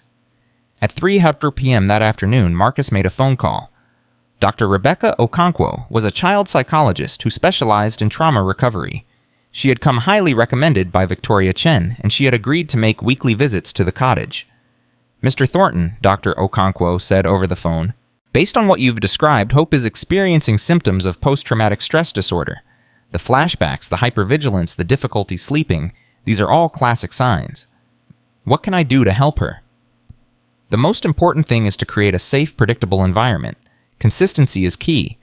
Routines help traumatized children feel secure. Let her know what to expect each day. Avoid surprises when possible." "What about the flashbacks?" "When they happen, stay calm. Speak in a soft, reassuring voice. Help her ground herself in the present moment. Ask her to name 5 things she can see, 4 things she can touch, 3 things she can hear. It helps bring her back to reality." "And the nightmares? They may continue for a while. Consider letting her sleep in your room if it helps her feel safe. Physical proximity to a trusted caregiver can reduce night terrors." Marcus wrote everything down. "What else?" "The garden is an excellent idea. Working with plants is therapeutic. It gives her a sense of control and accomplishment. Keep doing what you're doing, Mr. Thornton. You're on the right track." "Thank you, Doctor. I'll see you on Friday." That night at 10:00 p.m., Hope appeared in Marcus's doorway. She was clutching her teddy bear, her eyes wide and frightened. "Daddy, I had a bad dream. Can I sleep with you?" Marcus lifted the covers. "Of course, baby. Come here." Hope climbed into the bed and curled up against his side. Within minutes, her breathing deepened and she was asleep. Marcus lay awake for a long time, his arm wrapped protectively around his daughter. He thought about all the nights she had spent alone in that mansion, all the nights she had cried herself to sleep wondering why her daddy never came, all the nights Vanessa had left her locked in darkness. Never again, he promised silently. Never again. On the 15th day at 11:00 a.m., something remarkable happened. Marcus was working in the garden, and weeding between the rows of lime saplings that had begun to sprout. Hope was beside him, carefully watering each tiny plant with a small plastic can.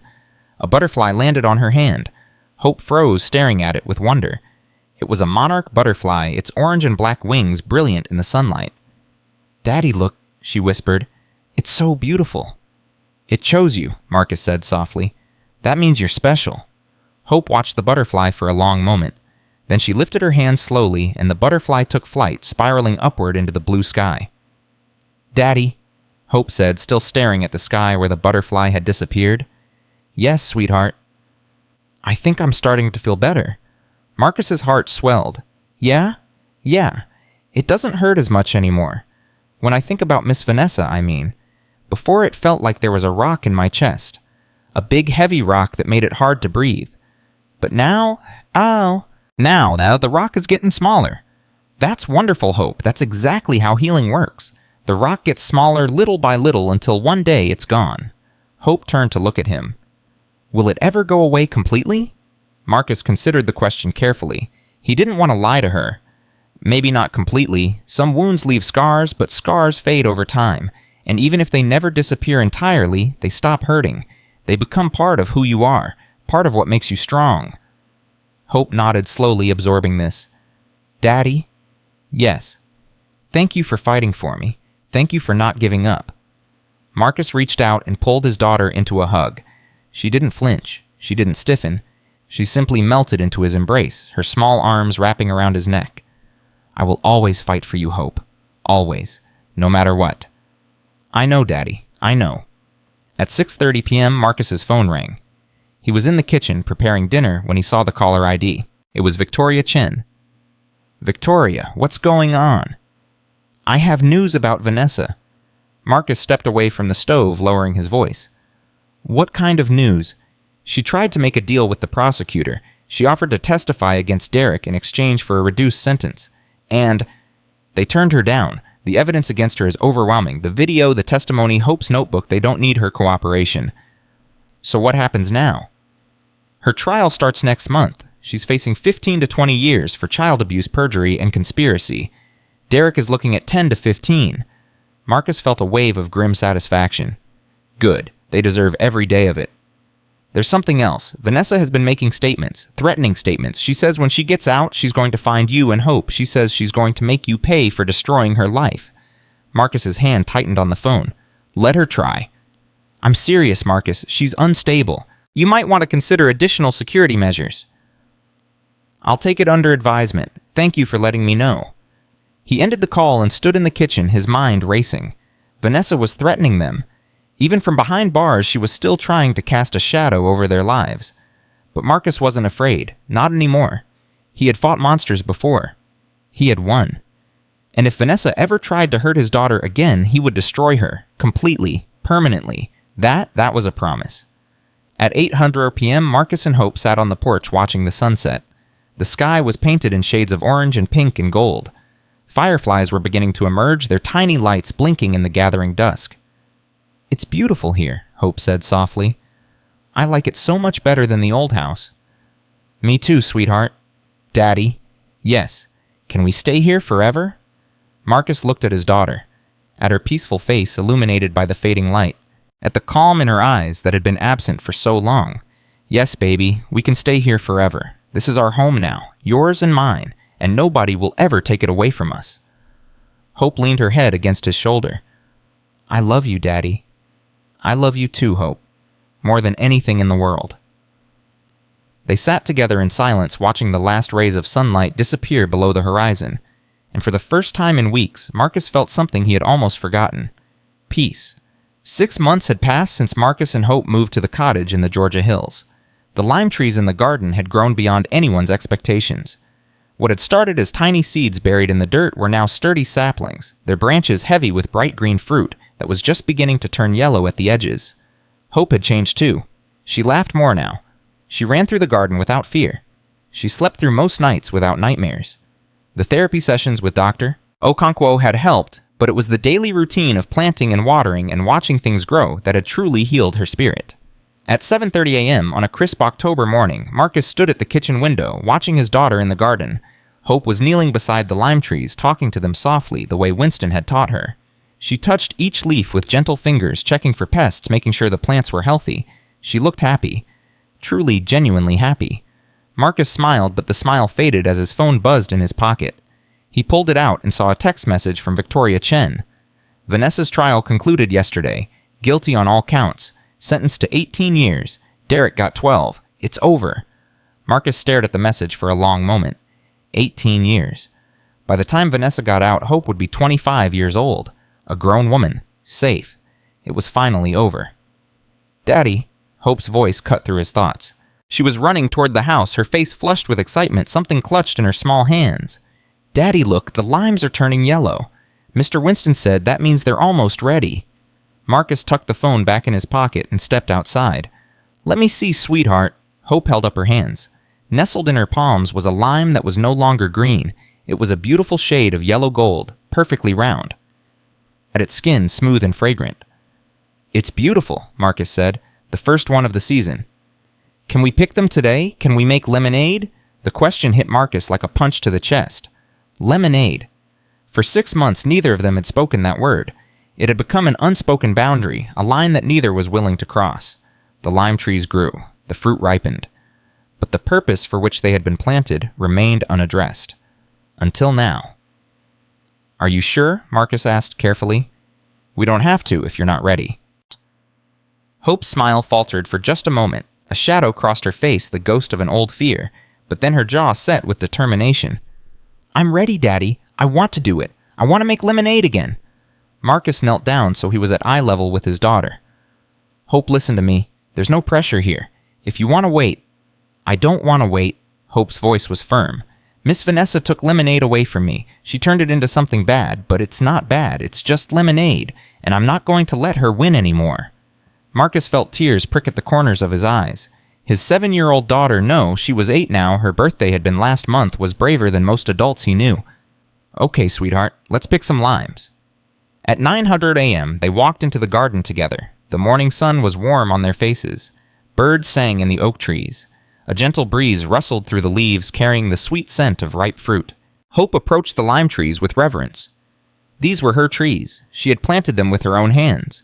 She had watered them every day. She had watched them grow from tiny sprouts into strong fruit-bearing plants. Which ones should we pick? She asked. The yellow ones are ripe. See how they give a little when you squeeze them? That means they're ready. Hope reached up and carefully twisted a lime from its branch. It came free with a soft snap. She held it up, examining it with wonder. I did this, she said softly. I grew this. Yes, you did, all by yourself. Hope picked another lime, then another. Marcus joined her, reaching the higher branches that she couldn't quite grasp. Together, they filled a basket with golden fruit. At 10:15 a.m., they carried the basket into the kitchen. Hope set the limes on the counter and stared at them. Her hands were trembling slightly. Marcus noticed but said nothing. He understood. This was more than just making a drink. This was facing a demon. Do you remember how to do it? Marcus asked gently. Hope nodded. You cut them in half, then you squeeze the juice out, then you add water and sugar. That's right. Do you want me to help, or do you want to do it yourself? Hope was quiet for a moment. Then she looked up at him with those large brown eyes. I want to do it myself, but will you stay just in case I need you? I'm not going anywhere, sweetheart. I'll be right here. Hope took a deep breath. She picked up a lime and set it on the cutting board. She reached for the knife. Her hand stopped. Daddy? What is it, baby? The knife. Miss Vanessa said I attacked her with a knife. But I didn't. I never even touched a knife that day. She made it all up. I know, Hope. The whole world knows now. You were innocent. But the police believed her. They thought I was dangerous. They twisted my arm and pushed me against the car. They treated me like a criminal. Marcus moved closer but didn't touch her. He could see the memories flooding back. The sirens, the shouting, the pain and fear. Hope, look at me. She raised her eyes to his. What happened that day was not your fault. The police made a mistake because they were given false information. They believed a lie, but the truth came out. You were cleared of all charges, and the people who hurt you are in prison now where they belong. Hope stared at him for a long moment. Then she nodded slowly. I know, Daddy. I know it wasn't my fault, but sometimes my brain forgets. That's okay. That's what trauma does. But you're stronger than your trauma, Hope. You've proven that every single day. Hope looked back at the knife. Her hand was still trembling. I'm scared, she whispered. I know. Being scared is okay. Courage isn't the absence of fear. It's doing something even when you're afraid. Hope took another deep breath. Then slowly, carefully, she picked up the knife. Her hand shook as she brought it down toward the lime. The blade touched the skin. She pressed down. The lime split in two, its juice running across the cutting board. Hope exhaled sharply as if she had been holding her breath. I did it, she said, her voice filled with wonder. I did it, Daddy. You did it, sweetheart. You're so brave. At 10:45 a.m., Hope cut the rest of the limes. Her hands grew steadier with each one. By the time she reached the last lime, she was cutting with confidence, her movements sure and precise. Marcus watched in amazement. This was not the same child who had cowered in corners and flinched at sudden sounds. This was a warrior, a survivor. Now I have to squeeze them, Hope said. She looked at her hands. Last time Last time I squeezed limes until my hands were all red and sore. I had to do it because I needed money to call you. I remember. Miss Vanessa wouldn't let me use the phone. She said you were too busy. She said you didn't want to talk to me. She was lying, Hope. I always want to talk to you. Always. Hope picked up a lime half and began to squeeze it over a bowl. Juice ran between her fingers, dripping into the container. When I was at the lemonade stand, I kept thinking about what I would say when I finally got to talk to you. I practiced in my head. I was going to say, Daddy, I love you. Please come home for dinner. That's all I wanted. Just dinner with my daddy. Marcus felt his heart breaking all over again. I'm so sorry, Hope. I'm so sorry I wasn't there. I'm sorry I was so focused on work that I didn't see what was happening right in front of me. Hope stopped squeezing and looked at him. It's not your fault, Daddy. Miss Vanessa tricked you. She tricked everyone. She was really good at pretending to be nice. That doesn't excuse what I did. I should have paid more attention. I should have seen the signs. But you came when it mattered. When I really needed you, you came. You fought for me. You believed me when nobody else did. Marcus crossed the kitchen and knelt in front of his daughter. I will always believe you, Hope, and I will always fight for you, no matter what. Hope threw her arms around his neck. They held each other for a long moment, father and daughter bound by a love that had survived the worst kind of betrayal. At 11:30 a.m., Hope finished making the lemonade.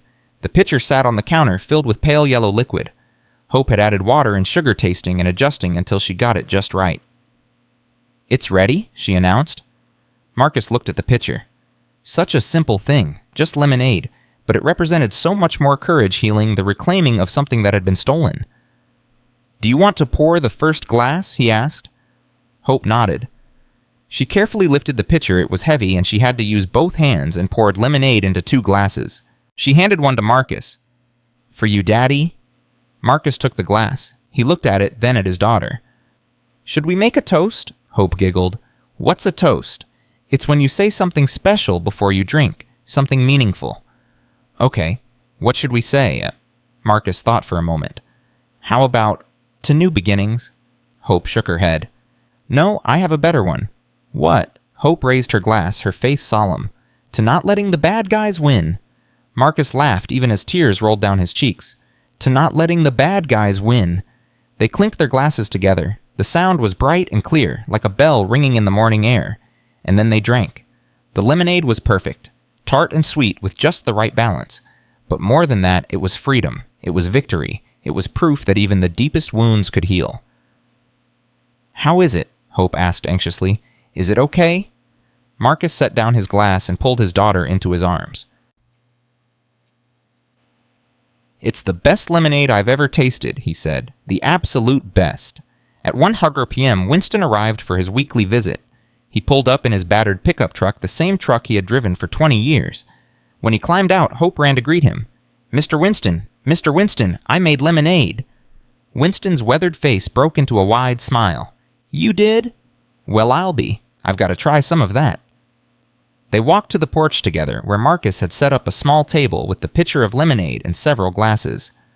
Hope made this all by herself, Marcus said. From limes she grew in her own garden. Winston sat down and accepted a glass from Hope. He took a long sip, then closed his eyes in appreciation. Child, this is wonderful. This is the best lemonade I've had in years. Hope beamed.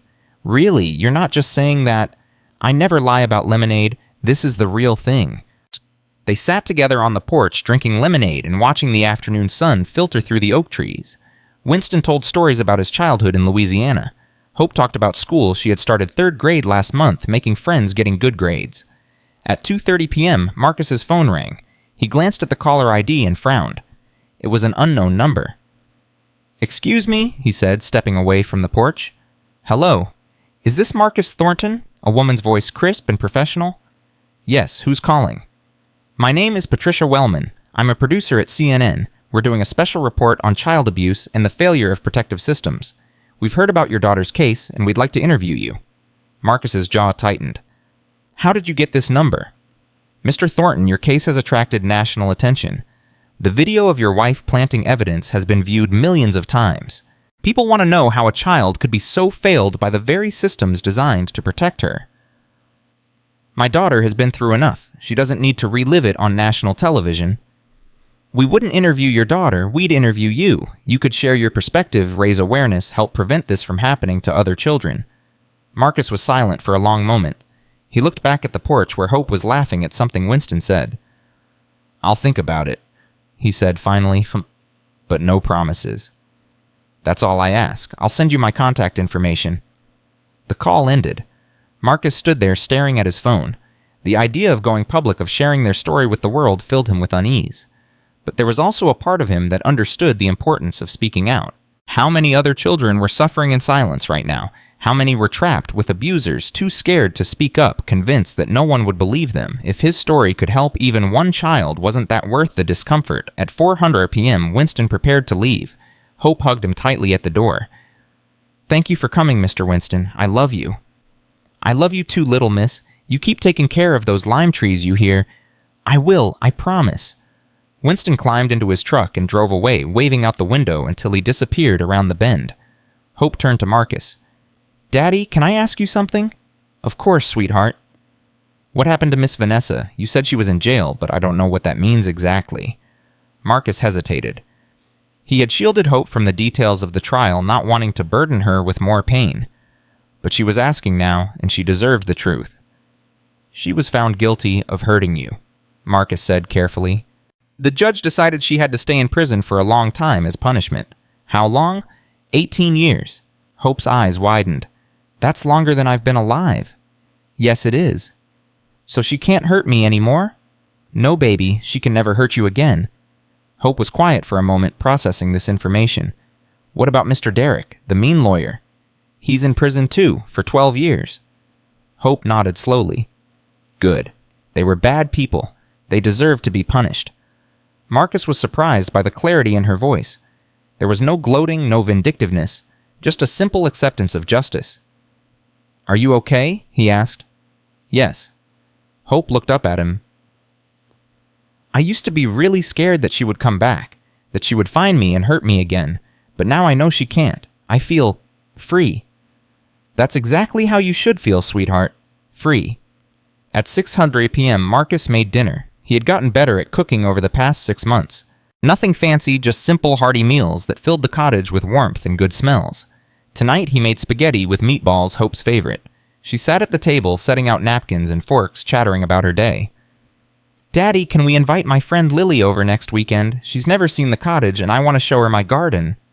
"Of course, I'll call her parents and set it up." "And can Mr. Winston come too? He could teach Lily about plants like he taught me." "I think Winston would love that." Hope smiled, a bright, genuine smile that lit up her whole face. 6 months ago, this smile had seemed impossible. 6 months ago, Hope had been a shadow of herself, flinching at every sound, afraid of her own voice. Now she was planning playdates and gardening lessons and lemonade parties. The healing was real. The progress was real. But Marcus knew they weren't finished yet. There were still bad nights. There were still moments when the old fears surfaced. There were still scars that would never fully fade. But they were moving forward. Together. At 8:30 p.m., Marcus tucked Hope into bed. She was wearing her favorite pajamas, the ones with butterflies on them, and clutching her old teddy bear. The same teddy bear she had been holding the day Marcus first met her at the foster home. "Daddy?" Hope said as Marcus pulled the covers up to her chin. "Yes, sweetheart." "I've been thinking about something." "What's that?" "You know how I used to hide food under my bed because I was scared there wouldn't be any tomorrow?" Marcus nodded, his chest tightening at the memory. "I don't do that anymore. I haven't done it in a long time." "I noticed." "Do you know why I stopped?" "Why?" Hope looked up at him with those large brown eyes, eyes that had seen too much pain but still held so much love. "Because I trust you now. I know that you'll always take care of me. I know that there will always be food tomorrow and the next day and the day after that. I know that you're not going to leave." Marcus felt tears burning behind his eyes. "I will never leave you, Hope. Never." "I know," she smiled. "That's why I stopped hiding food." Marcus leaned down and kissed her forehead. "I love you, sweetheart. More than anything in this world." "I love you too, Daddy. More than all the stars in the sky." "That's a lot of love." "I know, but you deserve it." Hope closed her eyes, a peaceful smile on her face. Within minutes, her breathing deepened and she was asleep. Marcus sat beside her bed for a long time, watching her sleep, marveling at how far they had come. At 10:00 p.m., Marcus stepped out onto the porch. The night air was cool and crisp. Stars blanketed the sky, thousands of tiny lights twinkling in the darkness. The cottage sat quiet and still. Surrounded by the gentle sounds of the countryside, crickets chirping, owls hooting, wind rustling through the trees. Marcus pulled out his phone and dialed a number. "Raymond, it's Marcus." "Marcus, it's late. Everything okay?" "Everything's fine. I just made a decision." "About what?" "CNN wants to interview me. About Hope's case, about what happened. And you're gonna do it." Marcus looked back at the cottage at the window of his daughter's room where a soft nightlight glowed. "Yes, I'm going to tell our story, not for publicity, not for attention, but because there might be other children out there going through what Hope went through, other parents who don't see what's happening right under their noses. If my story can help even one of them, it's worth it." Raymond was quiet for a moment. "That's a brave decision, Marcus." "I learned bravery from my daughter." At 9:00 a.m. the next morning, Hope woke to the smell of pancakes. She padded into the kitchen still in her butterfly pajamas, rubbing sleep from her eyes. "Morning, sleepyhead," Marcus said, flipping a pancake on the griddle. "Morning, Daddy. Are those chocolate chip pancakes your favorite?" Hope climbed onto a stool at the counter and watched her father cook. "Daddy, can I ask you something?" "Always, sweetheart." "Do you ever think about the day you adopted me, the day we first met?" Marcus set down the spatula and turned to face his daughter. "I think about it all the time. It was the best day of my life." "What was I like? I was only 3. I don't really remember." Marcus smiled at the memory. "You were sitting in the corner of the foster home all by yourself. You had this teddy bear, the same one you still sleep with, and you were holding it so tight like it was the only thing in the world that belonged to you. Was I scared?" "You were careful. You watched everything. You didn't trust easily. When I walked over to you, you didn't smile or reach for me like the other kids. You just looked at me with those big brown eyes, trying to figure out if I was safe." Hope nodded. "I remember being careful. I remember thinking that grown-ups always left." "But I didn't leave." "No, you didn't." Marcus reached across the counter and took his daughter's hand. "I knew the moment I saw you that you were meant to be my daughter. I can't explain it. It was like something clicked inside me, like my whole life had been leading up to that moment. And now we're here. And now we're here, together, in our own house with our own garden, living our own life." Hope squeezed his hand. "Daddy, I'm glad you found me." "I'm glad you let me find you." At 11:00 a.m., Hope made a decision. She walked into the garden and stood before the lime trees. The remaining fruit hung heavy on the branches, golden and ready for harvest. "Daddy, she called. "Can you come here?" Marcus emerged from the cottage and walked to where his daughter was standing. "What is it, sweetheart?" "I want to set up a lemonade stand." Marcus felt his breath catch. "You mean here, at the cottage?" "No, I mean in town, at the farmer's market. I want to sell lemonade to real people." "Hope, are you sure, after everything that happened?" "That's exactly why I want to do it." Hope's eyes were fierce with determination. "Last time I was selling lemonade because I was desperate, because I needed money to call you. It was scary and sad, and it ended really badly. But this time it's different. This time I'm doing it because I want to, because I'm proud of the limes I grew, because I want to share them with people." She looked up at her father. "I want to replace the bad memory with a good one. Dr. Okonkwo said that's how healing works. You don't forget the bad things, but you make new good things that are even stronger." Marcus stared at his daughter in amazement. She was 8 years old, and she understood more about trauma and recovery than most adults ever would. "You're incredible, you know that," Hope grinned. "I know, so can we do it? Can we set up a stand at the farmer's market?" Marcus knelt down and took her hands in his. "We can do anything you want, sweetheart. Anything at all." At 8:00 a.m. on Saturday, they arrived at the farmer's market. Marcus had spent the week preparing. He built a proper stand out of wood, painted it yellow, and attached a colorful sign that Hope had designed herself. "Hope's Lemonade Made with Love." They set up in a corner of the market, surrounded by vendors selling vegetables and baked goods and handmade crafts. Hope arranged the plastic cups with careful precision. She filled the pitcher with fresh lemonade. She straightened her sign for the 10th time. "Are you nervous?" Marcus asked. "A little." Hope took a deep breath. "But mostly I'm excited." The market opened. People began to stream through the aisles, browsing the goods, chatting with vendors. For the first 15 minutes, nobody stopped at Hope's stand. She began to fidget. Her confidence wavered. Marcus saw doubt creeping into her eyes. "Maybe nobody wants lemonade," she whispered. "Give it time, sweetheart. They'll come." And then finally someone stopped. It was an elderly woman with white hair and a kind face. She looked at the sign, then at Hope. "Hope's Lemonade, huh? Did you make this yourself, young lady?" Hope nodded eagerly. "Yes, ma'am. I grew the limes in my own garden." "You grew them yourself? Well, isn't that something? I'll take a cup." Hope poured the lemonade with trembling hands, trying not to spill. She handed the cup to the woman. "That'll be $1, please." The woman took a sip. Her eyes widened. "Oh my, this is delicious. This is the best lemonade I've had in years." Hope's face lit up. "Really? Really? You've got a real talent, young lady." The woman handed Hope a $5 bill. "Keep the change, and keep doing what you're doing." She walked away, sipping her lemonade. Hope stared at the $5 bill in her hand. Then she looked at Marcus, tears streaming down her face.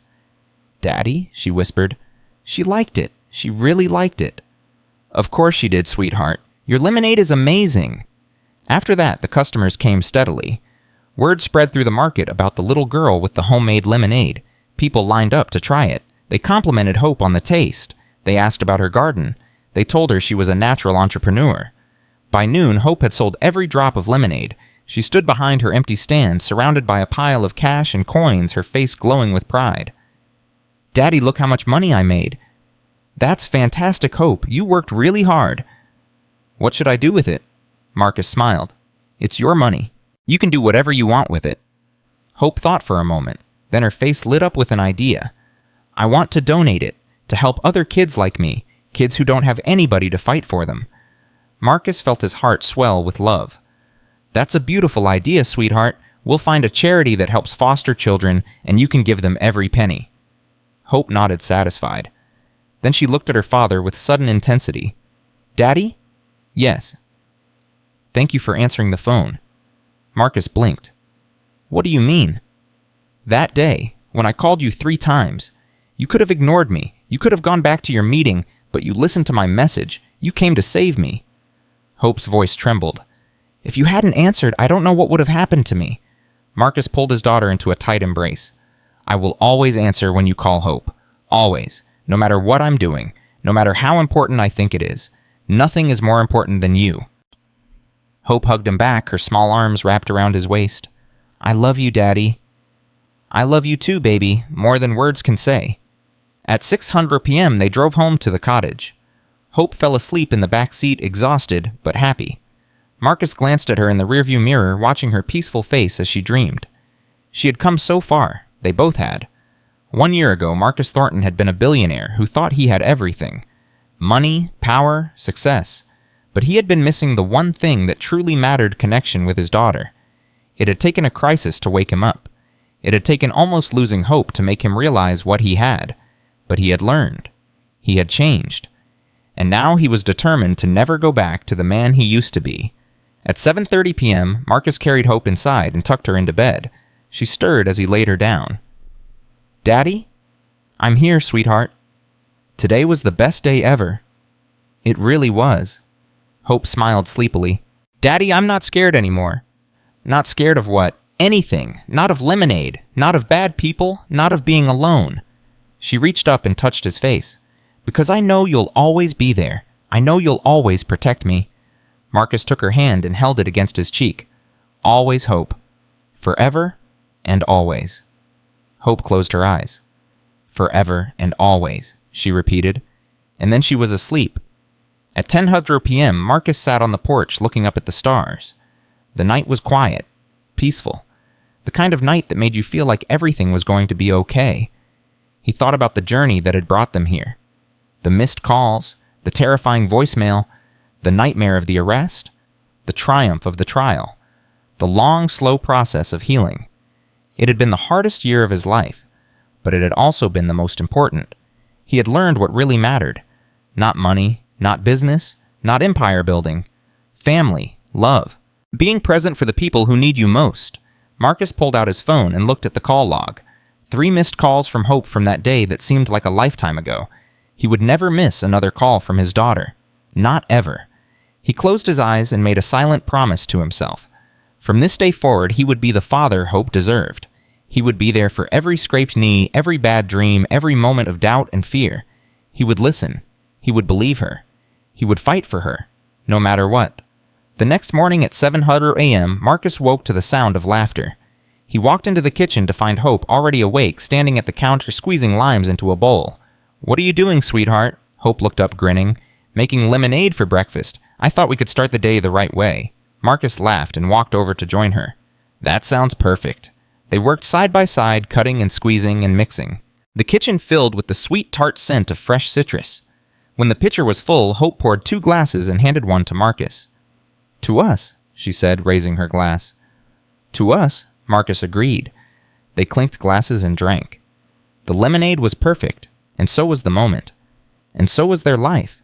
Marcus set down his glass and looked at his daughter, this brave, resilient, extraordinary little girl who had taught him more about love and courage than he had ever thought possible.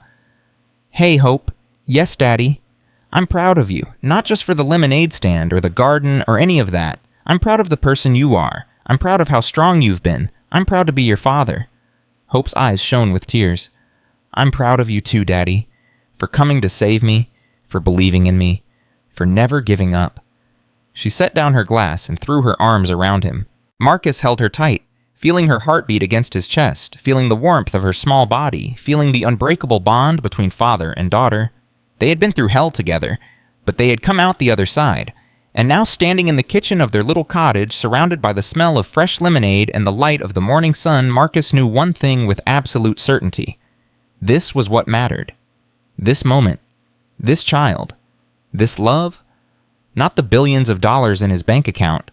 Not the skyscrapers with his name on them. Not the deals and mergers and business empires.